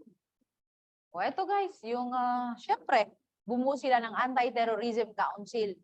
Di basta-basta lang kung sino lang Anti-terrorism Council. So, eto guys, designated. Designate the persons. They are the one designating the persons who could be arrested as terrorists. Okay? Because of other provisions of the law, these persons could be detained for up to 24 days, 14 days with a possible 10. Guys, yung detention dati sa 1972 is 3 days. No? 72 hours para sa mga alleged terrorists. Pero dito guys, hindi lang basta 3 days. Kasi kulang kasi yun. Napakakulang noon. So, it could be detained for up to 24 days, 14 days with possible 10-day extension, and would not be automatically compensated for wrongful imprisonment as they originally were under the Human Security Act of 2007. Sa warrantless arrest naman, the law allows suspects to be detained without judicial warrant of arrest for 14 days. Ay, controversial din yan. Pwede palang dakwin kung sino-sino. Hindi naman siguro tanga yung, yung council na. Diba? Nadadakip na lang ng kung sino-sino. Mahirap naman po yun. Okay. Ayan. So, for 14 days, pwede ma-extend? Yes, for 10 more days. And place under surveillance po. Magmamanman muna yan for 60 days. Para sure. That can also be extended by up to 30 days by the police or military. No? Okay, so ano ba bakit pinahaba kasi yung ganyan, ma'am? Mga detention na yan. It allows more time para sa mga investigator to get valuable information. Diba? Kasi kung 3 days lang, kulang yon. Right? Ano pa? A longer detention period can also provide ample time to facilitate interrogation. Aside from that, it can also incapacitate the suspected terrorist from wreaking havoc. Ano ba yun? Wide or general destruction or devastation. Dahil nga, kung dun sa lumang batas, 3 days lang, terorista pala, pinalabas nyo, ayan, nakapag-gano. Nagawa niya yung goal niya ngayon. So most importantly, longer preventive detention can lawfully hold suspect when usual criminal charges cannot be filed for some technical consideration. Ayan. Okay. Ano na guys? Kaya pa? Gising pa ba? Thank you so much. So, may tanong pa po ba? Dahil nag-request sino ba ito? Si Ramos. Yan. Sisend ako ng notes kay sir nyo.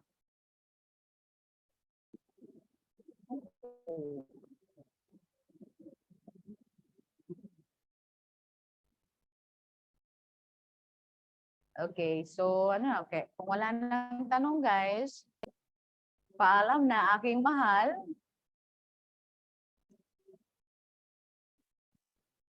You want Q&A? May ata kayo dyan, may separate schedule ata kayo dyan sa Q&A na yan guys. Thank you so much sa pagtatsaga guys. See you when I see you.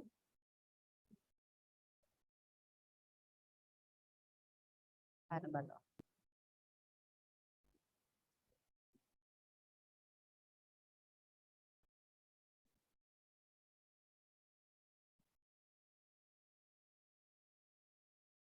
Garden na tayo.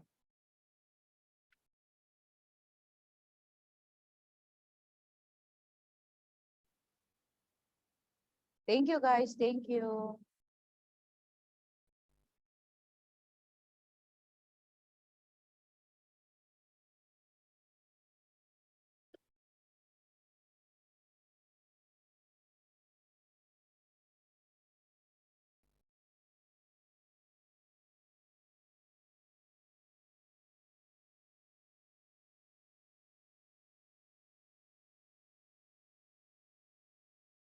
Leave na po ako guys, ha?